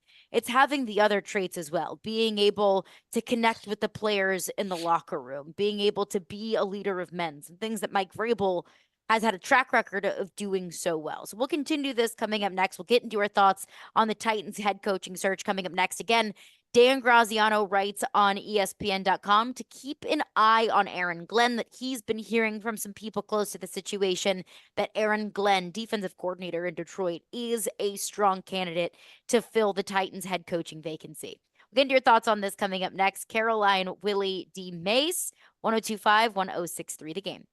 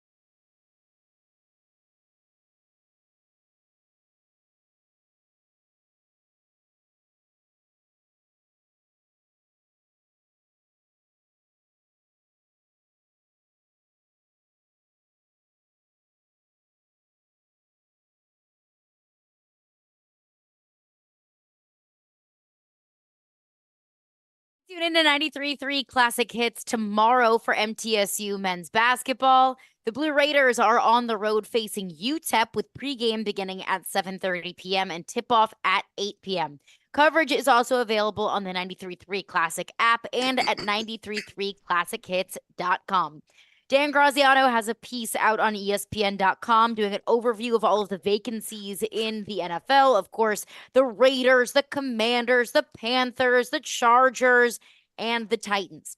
Dan Graziano's prediction for the Titans' next head coach is Aaron Glenn, defensive coordinator in Detroit. He writes, I've been told by a couple of people close to the situation to keep an eye on Glenn as a strong candidate. Now, I think Aaron Glenn is probably a fantastic coach. He was voted by the NFL Players Association as the top assistant coach and coordinator in the NFL. So he could be fantastic. I just look at defensive coordinator and think, offense is just the trajectory of the league right now. But another important thing to point out here is the Titans have not interviewed Aaron Glenn yet.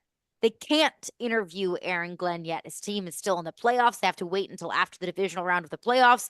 So this doesn't mean that Aaron Glenn is going to be the next head coach of the Titans. They may just see his credentials and his resume and be incredibly intrigued by what Aaron Glenn can bring to the table. But until they interview him, nothing is set in stone.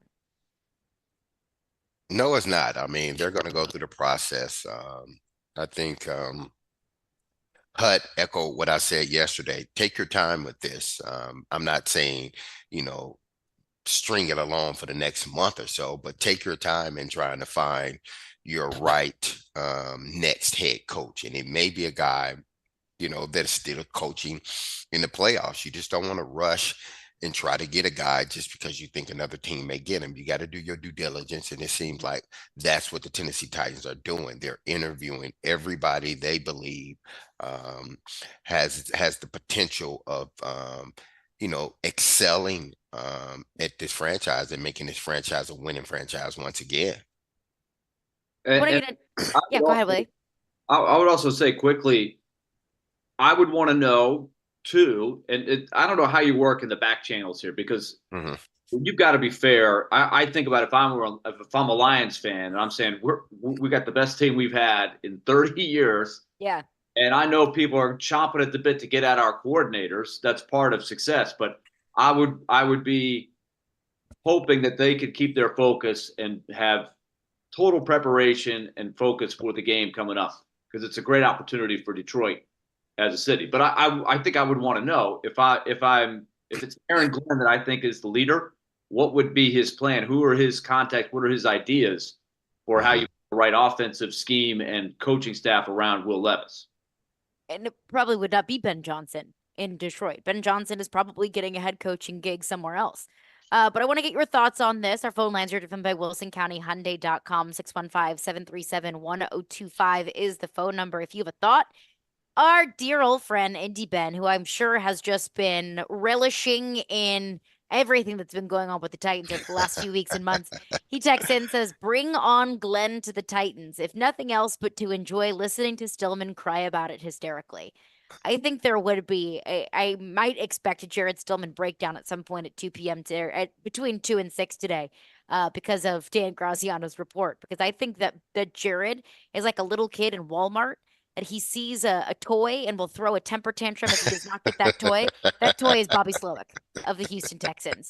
He wants Bobby Slowick, or it's going to be, a pure toddler temper tantrum in the toy aisle at Walmart.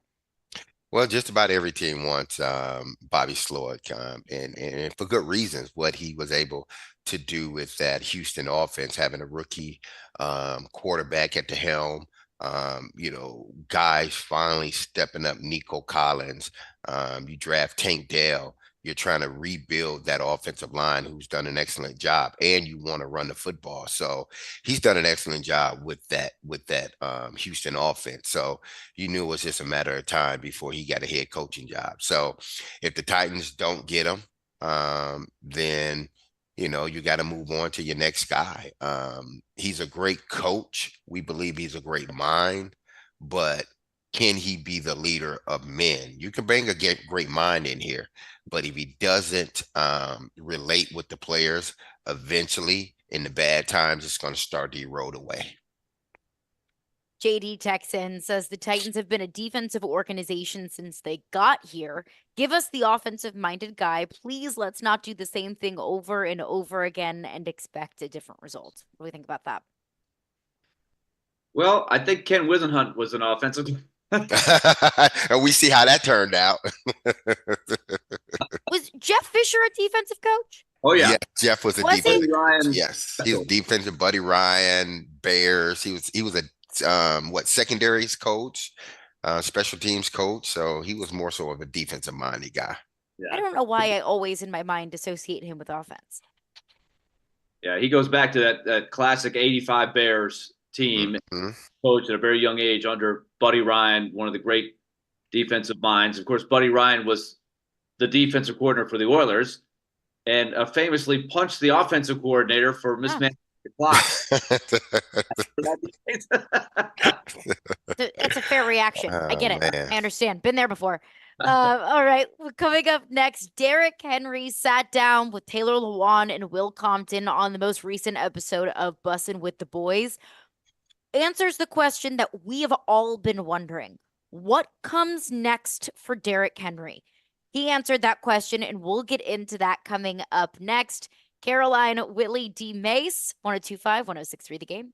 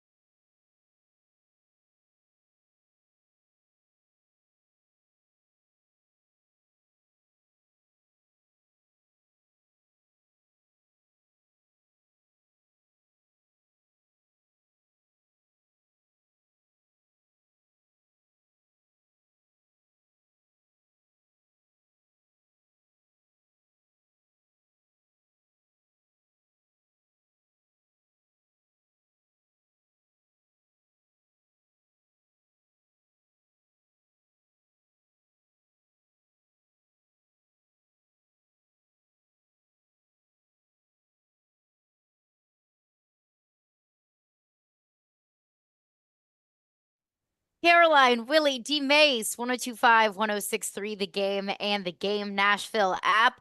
So this has been a topic of conversation, not just in the offseason, not just since the final game of the season against the Jacksonville Jags wrapped up, but it's been a big topic of conversation really for the entirety of the season, even going back to Rand Carthon's introductory press conference, going back to some of the conversations that we were having before the trade deadline of what is Derrick Henry's future? Will Derrick Henry be a Titan at the trade deadline? Of course, we got that answer, and he stayed with the Tennessee Titans. Will Derrick Henry be part of this team moving forward? When Mike Vrabel was fired, I think that question kind of got even louder of will this next head coach want to come in here and continue to run an offense with a running back that, let's be honest, is aging, that it was at the end of his contract, still a very effective back, but a different kind of back, maybe the evolution of NFL offenses. We see, maybe a Christian McCaffrey or an Alvin Kamara.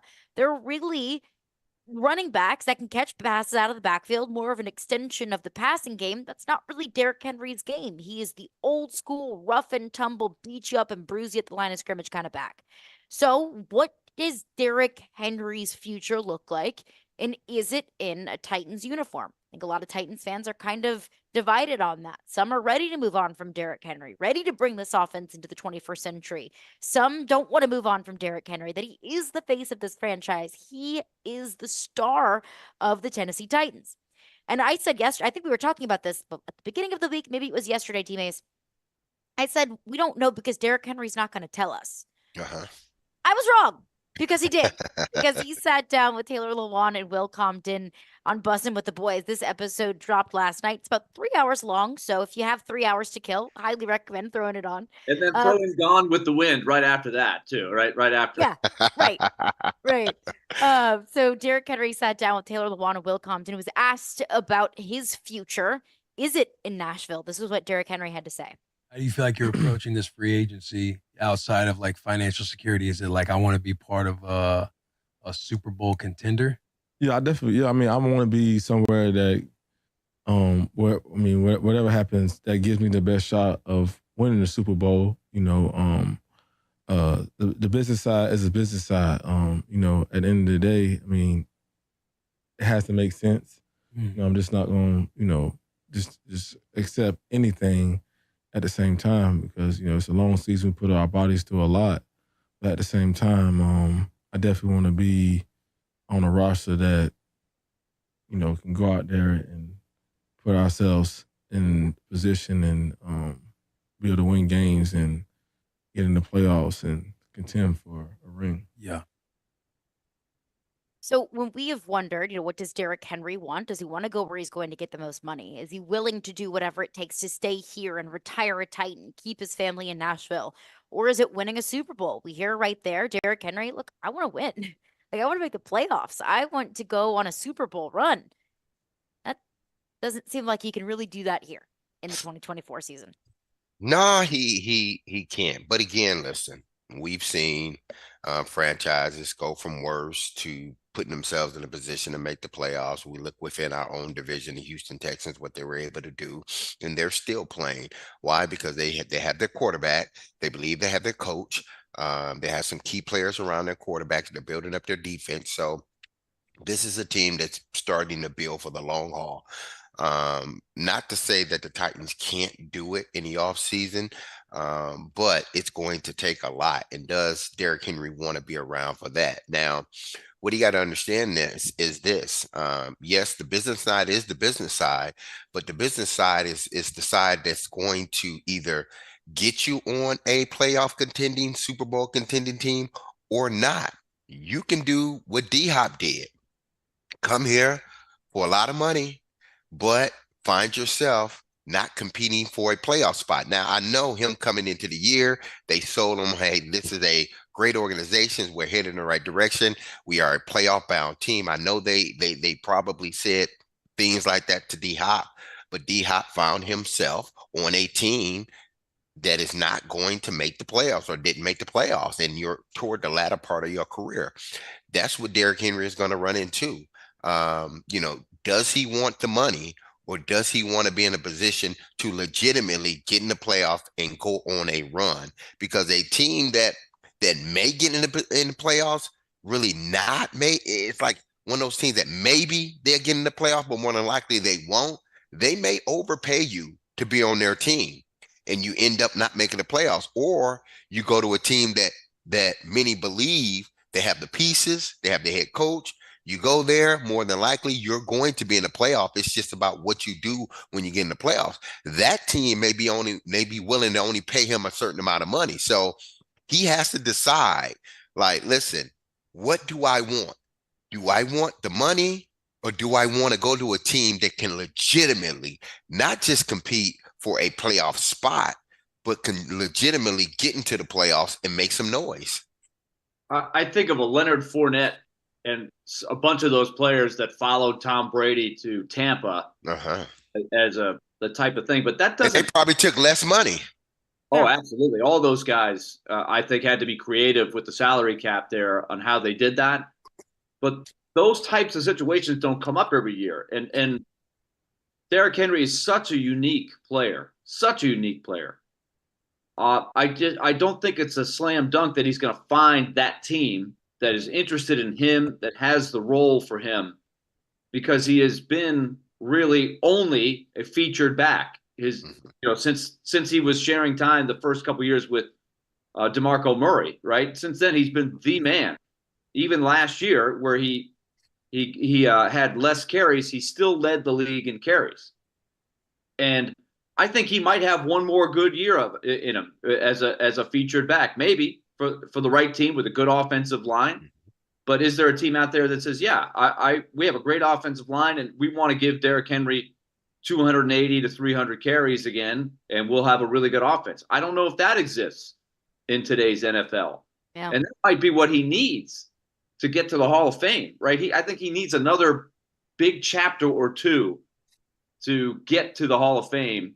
And that might include a deep playoff run or at least a Super Bowl appearance. So it's a tricky thing. All that being said, I would be stunned if he ends up coming back to be a Titan. I think it's less than 5%, honestly, when you're really looking at it. It's time to move on for him. Less than 5%. Whoa. Oh yeah. I mean, tell me. I mean, you differ. I mean, I don't think he comes back at all. I mean, I think it's less than 5%. I think the way he exited, he knew exactly. Just listen to him talk. He loves this franchise, but this franchise doesn't give him the opportunity that he wants. And that is right now to win a Super Bowl. I think this team will win games next year. I think they will be a little bit better than what many expect. But I don't think they will be in a position to seriously contend for a Super Bowl win, contend for the Super Bowl. But he's telling you through all of this, like after the game, what he did with thanking everybody, that was class personified, what he did after the game a couple weeks ago. And then subsequently, during media day and now busting with the boys. He's telling you, like, listen, I'm not coming back.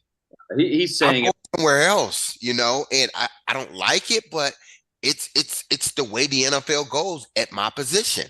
They move on very quickly, and he's had a longer career at his position with one team than many other running backs has had in the last decade. And I think that Derek wants to win. Yeah. I get it. Of course you want to win. When you understand and you see that your time in the league is getting shorter and shorter and shorter, you want to go somewhere where you can achieve probably your greatest goal as a player when you got into the NFL, and that's win a Super Bowl. I get it. But I also have to keep in mind how the market has humbled a lot of players in general. We talked about DeAndre Hopkins. He said he wanted to go somewhere to win. He ended up here. So not necessarily the place you could go in a Super Bowl, but also the way that the market has humbled running backs. I'm sure Derek wants to go somewhere to win. I get it 100%. What does the market say that you're worth? what does the market show, how many suitors that you might have? Because Derek might say, look, I could go to, I'm just throwing out potential names here. I could go to Dallas. I could go to the Ravens. I could go wherever. Kansas City? Kansas City, yeah, yeah. If they all of a sudden decide they want to start running the football in Kansas City. But he might think that now, and then he gets on the market, he starts to take a free agency tour, and he realizes that those opportunities are not afforded to him. That's where I see a potential return to the Titans could come from. I feel now more confident than I ever have that he won't come back to the Titans, though, just based off of what he said there, because he could have said, yeah, I want to come back to the Titans. Absolutely. I want to be here. I want to retire a Titan. And that would make me feel a different kind of way. But is the door necessarily closed in his mind of coming back to Tennessee? He was asked that question. This is how he responded.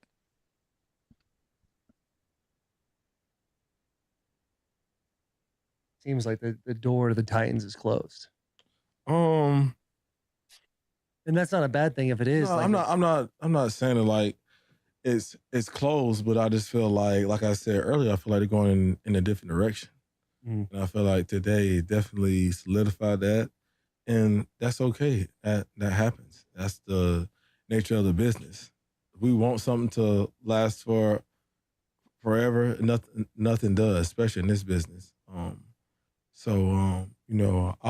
always be a Titan, even if I don't come back. But at the end of the day, I want to win the Super Bowl, and wherever that is, that gives me the best chance, and that's what I want to do. But it ain't. I mean, I don't, have no bad blood or feel no type of way if I'm not back. It's just, what was supposed to happen. The story already written. We all just living it. Well, I mean, listen, he's telling you right there. He's trying to word it very carefully so he doesn't, upset Titan fans. The Titan organization understands. They know in their mind, they've already, I think in their mind, the plan is to move on from Derrick Henry. They've already moved on from Kevin Byard. They're moving on from Ryan Tannehill. Derrick Henry was the last guy left. They are moving on from Derrick Henry. Derrick Henry knows they're moving on from Derrick Henry, but he has to word it in such a way that he doesn't want to upset Titans fans. He told you he wants to go somewhere where they can win a Super Bowl. He doesn't have many more years left in this game. And realistically, if you look at it, and again, lightning can happen in a bottle. I get it. I understand it. But realistically, this Titan team is not in a position to win the Super Bowl. He understands that. The organizations probably truly understand that in regards to Derrick Henry. So they have moved on, I believe. Derrick Henry has moved on, but he's trying to word this in such a way that he doesn't upset anyone, that he doesn't burn bridges. He understands the business of his game, and the business of his game is eventually we all got to go. Eventually, everybody got to go. When Tom Brady gets cut or not signed back, Peyton Manning gets released, stuff like that, Ray Lewis don't get signed, everybody can go through it. It's unfortunate, but that's what happens in this game. And it's a logical place in the timeline to have it stop. Mike Exactly. On, as you mentioned, Byard, Tannehill. It just makes too much sense for both sides, really, because this organization is going through a big change. It wouldn't look great, I think, for Derrick Henry to stick around as an aging back in a worst case scenario where, he's down another notch. The team is going through some stuff, new coach and everything, and it just doesn't look good. I like the story better of him finishing with a really nice game. He gets over 1,000 yards, and he doesn't miss a single game. He goes out with class the way he does. That's kind of like that's a good last memory for me. I just hope, and because I am rooting for him, I hope he finds a good landing spot, because I remember when the way Eddie George left, it was awkward, and that was the worst feeling that summer when that was going on. It's like, yeah, because it wasn't like the logical break in the story. And all of a sudden he's gone, and then it didn't go well for either team after that. The Titans hit a dip, and Eddie George just looked awkward and out of place in the Dallas uniform. He didn't play very well. And I think another thing to remember too is he's not just talking to Titans fans. Mm-hmm. He also understands that he is talking to 32 general managers in the league. He's also protecting himself. He's not going to put himself in a hole. He's not going to say, yeah, screw the Titans. I'm out of there. When if the Titans come forward with $10 million a year on a 2-year deal, well, now you just kind of, that might be the best offer you would get on the market. But you just said on the podcast, hey, screw the Titans. I'm done with that place. And the same thing on the other side. You're not going to say, I don't want to play anywhere else in the league. I'm only going to play here. Well, then, you're kind of cutting yourself off from other opportunities. So I think that's important to keep in mind, that he doesn't want to put himself into a corner. He doesn't want to force himself or say too much that might turn other general managers off or might turn himself off from the Tennessee Titans. But I think when he says there, hey, it just feels to me that more now than ever that this is going to be a Derrick Henry-less Titans team. Yeah, so prepare for it. I mean, it's coming. And I think, fans should have prepared for it during the season, that this was not potentially, but this was going to be Derrick Henry's last year. This team is phasing out of that old group. They're phasing into something new. Maybe they should have did it last year. And fans would feel a little bit better. And I think maybe Rand wanted to do it last year, but because he was deferring to Mike wanted to win now with the guys that he had, and it just didn't happen. So I think they held on 1 year too long, and now they're in a position where they're going to have to fill a bunch of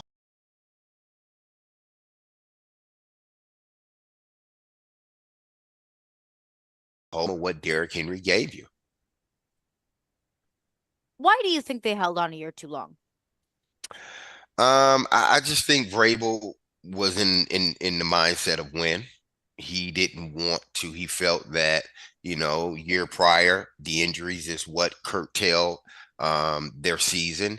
And he felt that if he could bring those guys back healthy, those core guys, Byard, Henry, Ryan Tannehill, you got Jeffrey Simmons, you got Tier Chart guys on the defensive line that were guys that played really good football. So I believe he thought he had one last opportunity with this group still playing good football, that he can at least get into the playoffs. And once you get into the playoffs, anything can happen. But then you look at your division.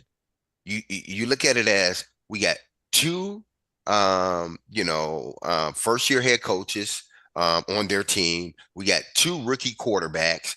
So this division is winnable. We just need to stay healthy. We just need to play good football. If we play good football with these core guys, they're going to give us an opportunity to win a division. And, they rolled the dice and they got snake eyes because they didn't do well. And the Houston Texans was much better than what everybody else thought they were. I think had Richardson not gotten hurt, I think Indianapolis would have been a lot better. So I think they misread or miscalculated that division. But it was, at the end of the day, it was winnable. Yes, it was at the time. Wins, which we thought was maybe best case scenario, that might have been enough to win it. But at the same time, I would not have had a problem. And I think I've been pretty consistent. I see why they did it, because the division was winnable, and Vrabel is Vrabel. He's a competitor, and his philosophy is you don't rebuild in this league. Mm-hmm.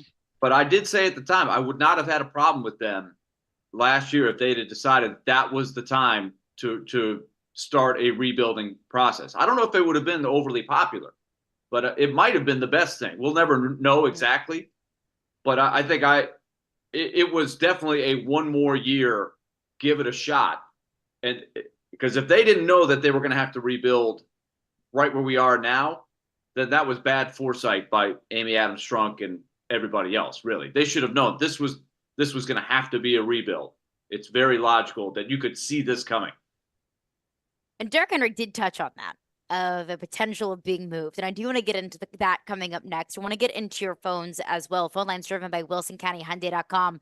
Tony is on the line with a thought on the Tennessee Titans. What's up, Tony? How you guys doing today? Greetings from the West Coast. Just wanted to touch on a couple of things that A. Caroline said and D-Mase. I'm an old Houston Oiler. I go back to 1978, so I've been watching this franchise long before you were drafted to it. Good to talk to you. Thanks for Caroline calling makes in. a great point about the market being a slap in the face for a lot of these backs. Let's understand who's out there. Saquon Barkley, Josh Jacobs, Dalvin Cook. I mean, you're going to go through about 5, maybe even 6 backs that I haven't even named before you kind of get to Derrick Henry. And Derrick's going to look, and that running back money for, you know, the amount of years he has and whatnot is probably going to dry up, and which I think is kind of where Caroline was going with that, and I totally agree. Which leads me to my point in that there is a role on this team for Derrick. I really don't understand people saying, well, there's just absolutely no role for him. No. Does it mean he's going to carry it and hammer it 25 times a game? Probably not. But there is a role for him on this team because right now, as far as I can see, all we have is Tajay Spears and Julius Chestnut possibly going into next year. So if someone says, well, there's really not a role on this team, I would beg to differ. And then back to you, Mace. You guys in the Super Bowl played a team that caught lightning in a bottle. That team was that Rams team you guys played the year before was 4-12. 4-12. And no one could have said in 2000, those Rams in St. Louis, boy, they're going to be a real pain in the you-know-what. But they made a couple of moves. They drafted Torrey Holt at number 6 overall, and they literally got a certified miracle from Kurt Warner. I mean, that's literally a certified miracle that I've actually witnessed. And so to say that, well, you can catch lightning in a bottle, this isn't the 1980s NFL. This NFL turns over quickly. Could any of you have predicted a year ago today that the Cleveland Browns and the Houston Texans would be in the playoffs? No. So to say that, and it's a fair point, Tony. Thank you for your call. All very fair points that you've made there.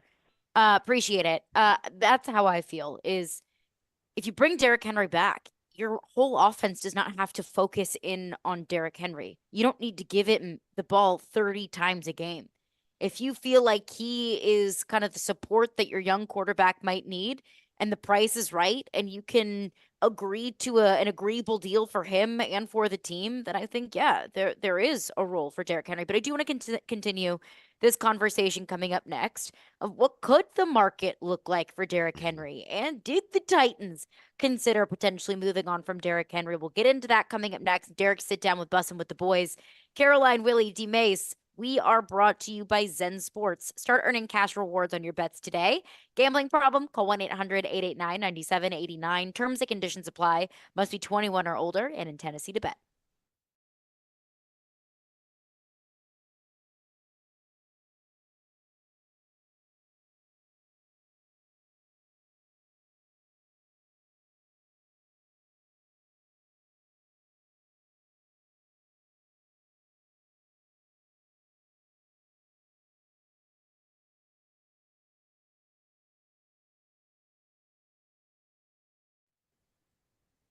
All right, let's tell you about Loan Pronto.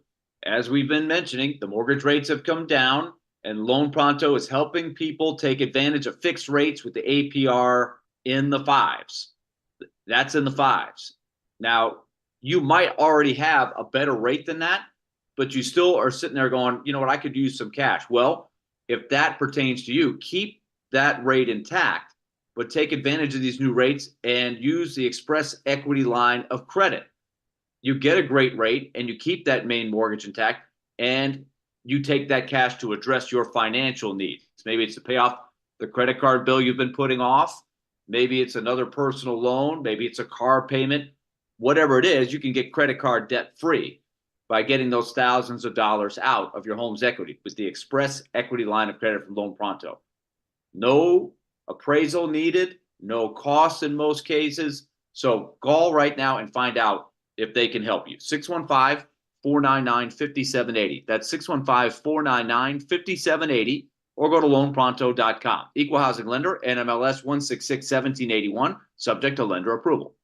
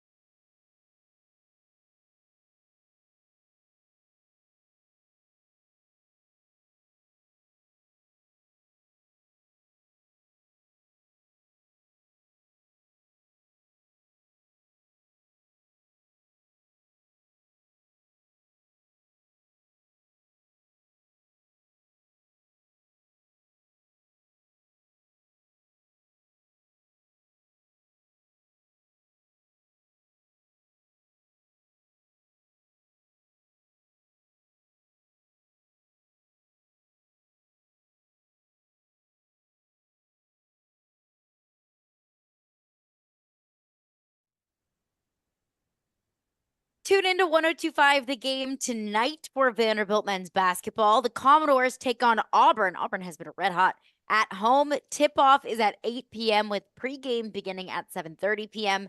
Coverage is also available on the 1025 The Game app.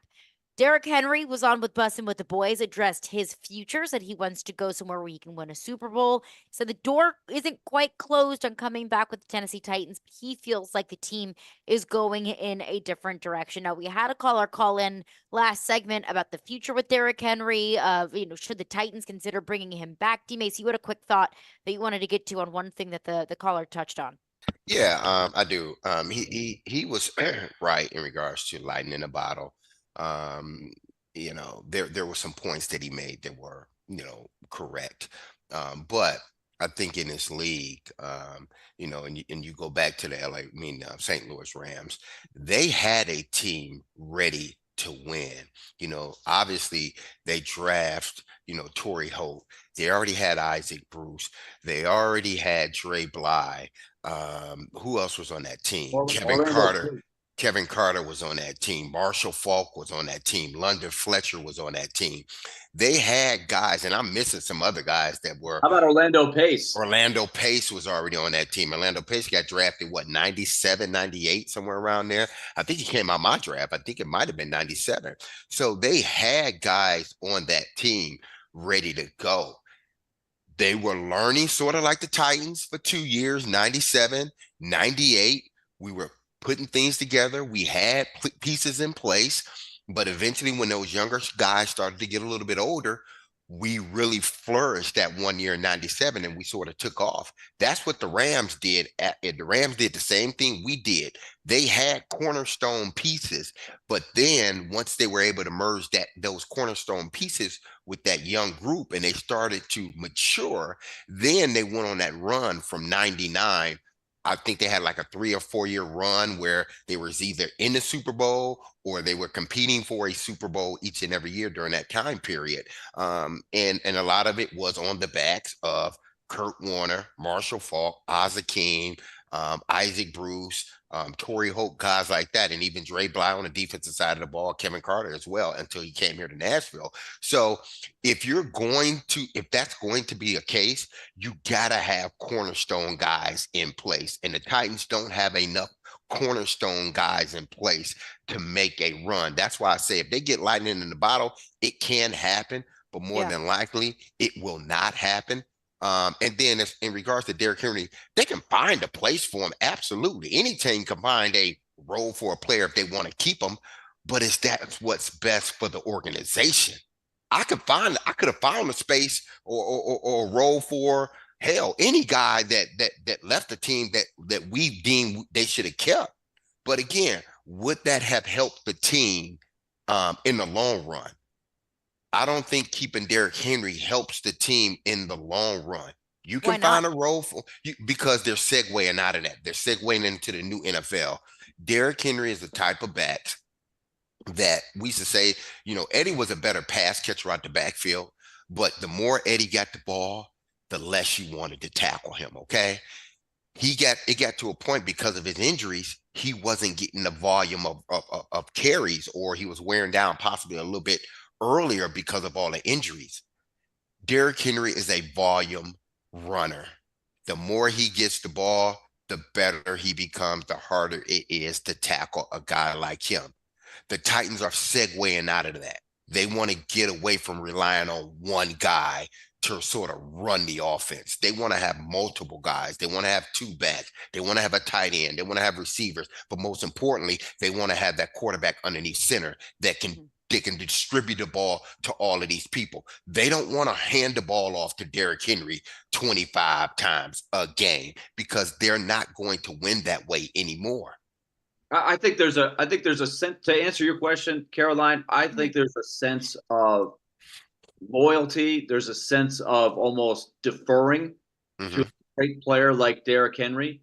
But if your goal, which I think it should be, is to turn over a new leaf, become a different offense, find a way to get to another level. It just has to be. Even if you're telling Derrick Henry, you're going to be a different role this year, we're going to give you the ball only 8 times a game, it's still awfully tough to do that, especially if he looks good for times. Yeah, I just think you're better off with new blood in there. Give Tajay Spears a sense that he's going to get a bigger role. He doesn't have to defer to Derrick Henry anymore. You get maybe a good complement to Spears, and you get a very inexpensive tandem. That's what I envision. So I just think for the Titans, it's the time to get off the ride.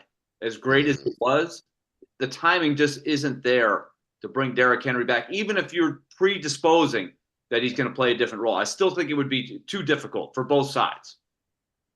I don't think it would be too difficult if Derrick Henry wants a certain number to come back to the Titans, that maybe he'd be willing to take a lower number to go to the Ravens, more of a Super Bowl contender. I get that. You're not going to overpay for him. But what you said about, you're going to end up relying on him, especially if he looks good. Well, if he looks good, then great. You got a running back that looks good and is running the football. Then you average 17 points again. I just think I don't think that's necessarily the case. I don't think that you have to give Derrick Henry the ball 30 times. If you feel like you don't give Derrick Henry the ball 30 times and he's not going to be able to hit that home run for you or be effective for you, and you do want to move on, then I understand that. That if he only can be effective as a volume back, I totally and completely understand that. But I think of that one clip that Derek mentioned of, look, we were playing well and we moved on from a lot of players. We moved on players that I felt like were helping the culture of the organization. Then you're moving on from a big piece of the culture of that organization, and you have a lot of young guys. Who is going to be that leader? Who is going to be that person in the locker room to help establish that culture? Is Will Levis and Tajay Spears ready to fill that role? I don't know. But you can't, you can't hold on. You can find a role for any guy you want to keep on a team, if indeed that's what you want to do. Yeah. But you can't keep holding on to yesteryear. You can't. Right. And you got to move on. I understand their leadership role, but you got to believe that there's leaders on your team, guys that have been watching Derrick Henry, guys that have been watching Ryan Tannehill, guys that have been watching Kevin Byard, guys that you're going to bring in from other teams that were leaders other places. You're going to find that next leader. It may not look like Derrick Henry, but it will be what your team need. You can't hold on to this fantasy and this yesteryear, what things used to be. The fantasy is, oh, Derrick Henry needs to be here because of his leadership. And if everything goes right, we find ourselves in the playoffs and Derrick Henry can go on this Jerome Bettis wave where he's retiring on a good note. Nobody's talking playoffs. That is a fantasy. So what are you keeping him here for? If you're not talking playoff, because he is, he's talking playoffs, he's talking Super Bowls. I get it. Absolutely. So why would you keep him here? Why? For your young quarterback? No, you don't need him for you. There are other veteran guys.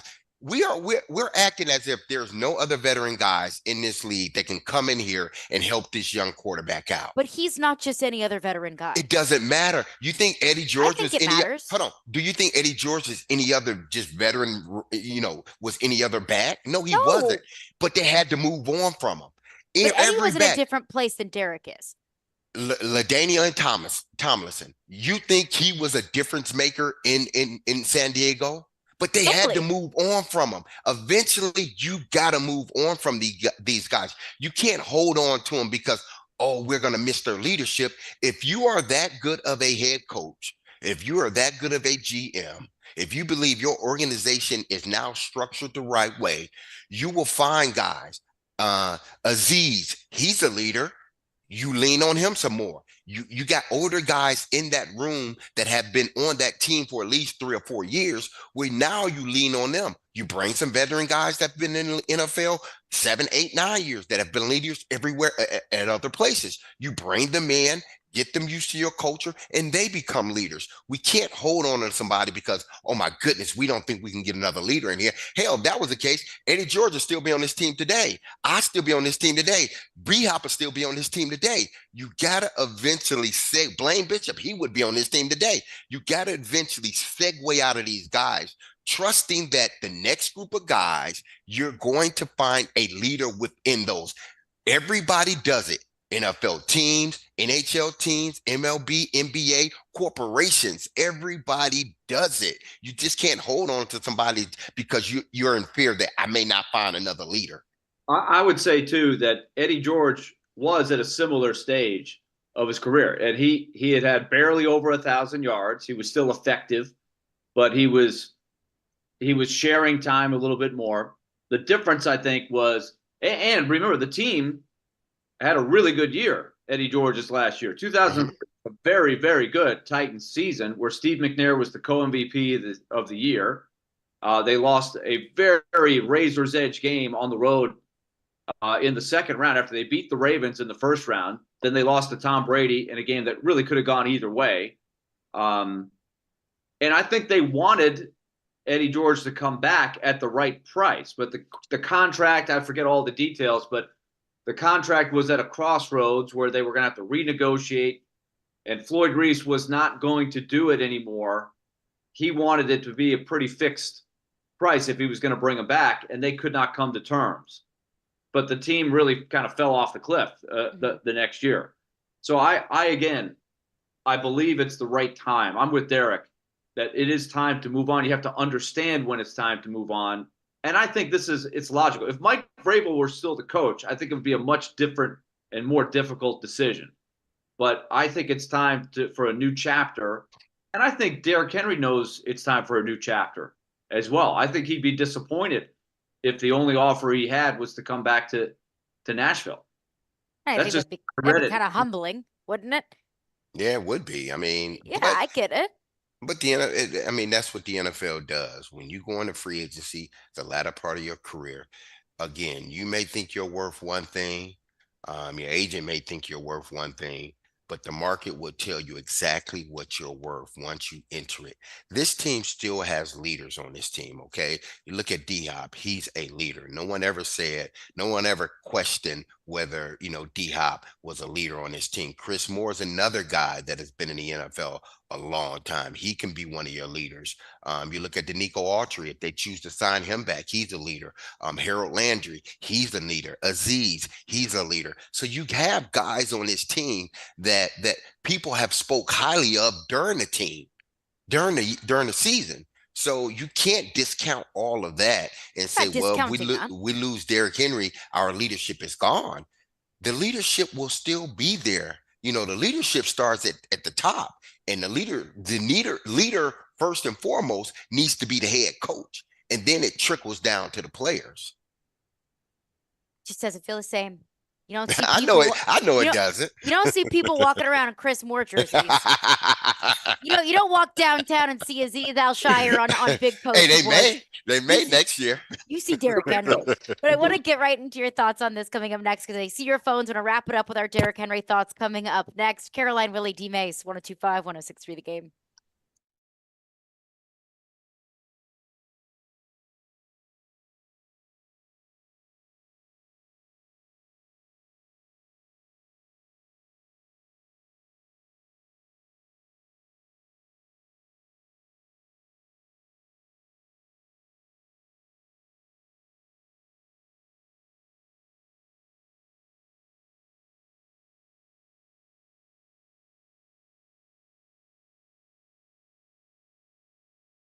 Everyone, if you set out to lose weight in 2024, chances are it may not be your first time setting a resolution to shed some extra pounds only to face disappointment.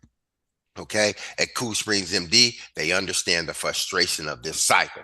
That's why they offer a different approach to weight loss. Their comprehensive weight loss program, led by Dr. Jeffrey Lodge, addresses the root cause of weight gain with tailored nutrition, exercise, blood tests, supplements, counseling, and more. Dr. Jeffrey Lodge and his team don't believe in fad diets or generic plans. Instead, listen to this. They offer a personalized program designed to help you achieve your goals faster and easier. Now is the time to break free from the cycle of failed resolutions. Don't you hear that stuff? It's breaking free from you. I hear it. Okay. So trust an experienced doctor in weight management to help you reach your goals. Dr. Jeffrey Lodge and Cool Springs MD. Call now. 615-486-3458. That's 615-486-3458. Or visit their website at coolspringsmd.com. Cool Springs MD, where your weight loss journey becomes a success story.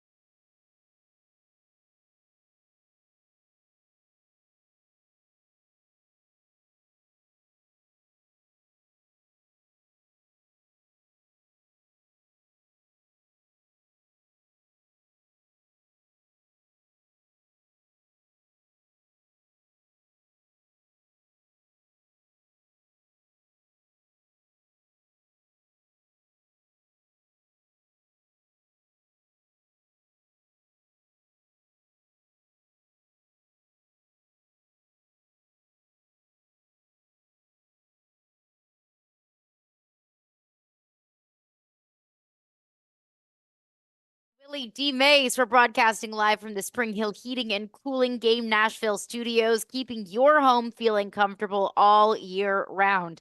Derrick Henry sat down with Taylor Lewan and Will Compton on the Bussin' with the Boys podcast, talked about his future. He said, look, I feel like the Titans are going in a different direction. He wants to go somewhere where he can compete in the playoffs, win a Super Bowl. And I feel safe in saying, probably not going to happen here, but I want to get your thoughts on that. Our phone lines are driven by WilsonCountyHyundai.com. Philip is on the line with a thought on Derrick Henry. What's up, Philip? Hey, guys. How's it going? I just got a couple of questions, not really a thought. My first question would be to all of y'all. Would y'all be upset? Because, like, a couple of y'all are saying that we're moving on from here and y'all probably wouldn't sign him back. Would y'all be upset if the Titans didn't make him an offer? Just didn't make him an offer? And my second question would be, if Derrick Henry is kind of like this old style of playing football, why are most of the teams that are really tied to like wanting to trade for Derrick Henry more of the Baltimore Ravens, the Bills, the Miami Dolphins, where they run this different type of this new style offense in a way? And I'll hang up and listen. Thank you. Yeah. Thank you for your call, Philip. I'll address his first question first. I would be upset if the Titans didn't make Derrick Henry an offer. And look, their offer is their offer. What they're willing to pay him is what they're willing to pay him. And if he doesn't want it, if he wants to find a better offer elsewhere, that is completely fine. You have to do your due diligence on both sides. It's a business decision, but I think you at least owe it to Derrick Henry to try and work things out for the future. I wouldn't be upset if they didn't offer him because I understand the business and I understand how it goes. It's not because it's no disrespect or anything else, but I think, they teams move on, and not that they don't love you as a person, but as a team, as a business, they got to move on and go in another direction. So I wouldn't be upset if they chose not to offer Derrick Henry, a contract, or just lay a contract on the table and say, hey, if you like this, it's always there for you. I wouldn't be upset if they didn't do it. It's a tricky one because you don't want to insult him, right? Exactly. You don't want to lowball him and say, oh, we'll bring you back, but for a very insulting number, that would be very, very tough. So you got to read that quickly. So sometimes I think there is a scenario where you're better off just saying, we've mutually decided to part ways. Mm-hmm. And we wish Derrick nothing but the best in the next chapter of his career. And look, I would have 100% be rooting for Derrick Henry to have a great season. I really hope it'd be in the NFC. I hope he's not in the AFC, or especially in the AFC South. But I would really become I would remain a big Derrick Henry fan if he's competing in the NFC, if they do that. David is on the line with a thought on Derrick Henry. What's up, David? Hi, how y'all doing today? Doing good. Good. I know Derrick Henry is a leader, but when a team looks for a running back, they look for a guy who can run the ball, a guy who can score the ball, a guy who can hold on to the ball. Second in rushing, fifth in scoring, didn't lose a fumble. If we get rid of Derrick Henry, we're going to lose not only all that, but a leader, and we're going to have a running back version of A.J. Brown next year. And that's just my opinion. Yeah, thank you for your call, David. Any thoughts on that before we head out? Well, if you give me a running back, in the likes of A.J. Brown, I know production-wise, he'd be off the charts. So I take that, both running the football and catching the ball. But I understand what he's saying as far as the other stuff off the field, the things that A.J. Brown brings to the table as well, good and bad. Mm-hmm. Again, I go back to someday you have to move on someday. So if it's not next season, then when is it? It's like, you put it off for a year. Exactly. It is a rebuild. And I would love to hear the Titans be the ones that go down that road. And they're not going to tell you, Willy. You don't get to know. It's okay. All right. You have to rebuild. And you can do it. And the thing I would be selling is you can do it quickly if you do it right, especially in the NFL. It doesn't have to take 5 years. We're not tanking. We're not doing what the 76ers did for 5 or 6 years. We're not doing what the Blackhawks are doing right now. we're doing a rebuild, but NFL style. We have a good quarterback we think could be good. We have a good running back, and we go from there. We're trying to build our roster. It's going to take time, but this is a new era. To D-Mase's point, if they don't move on this year, when will they? Whenever they want.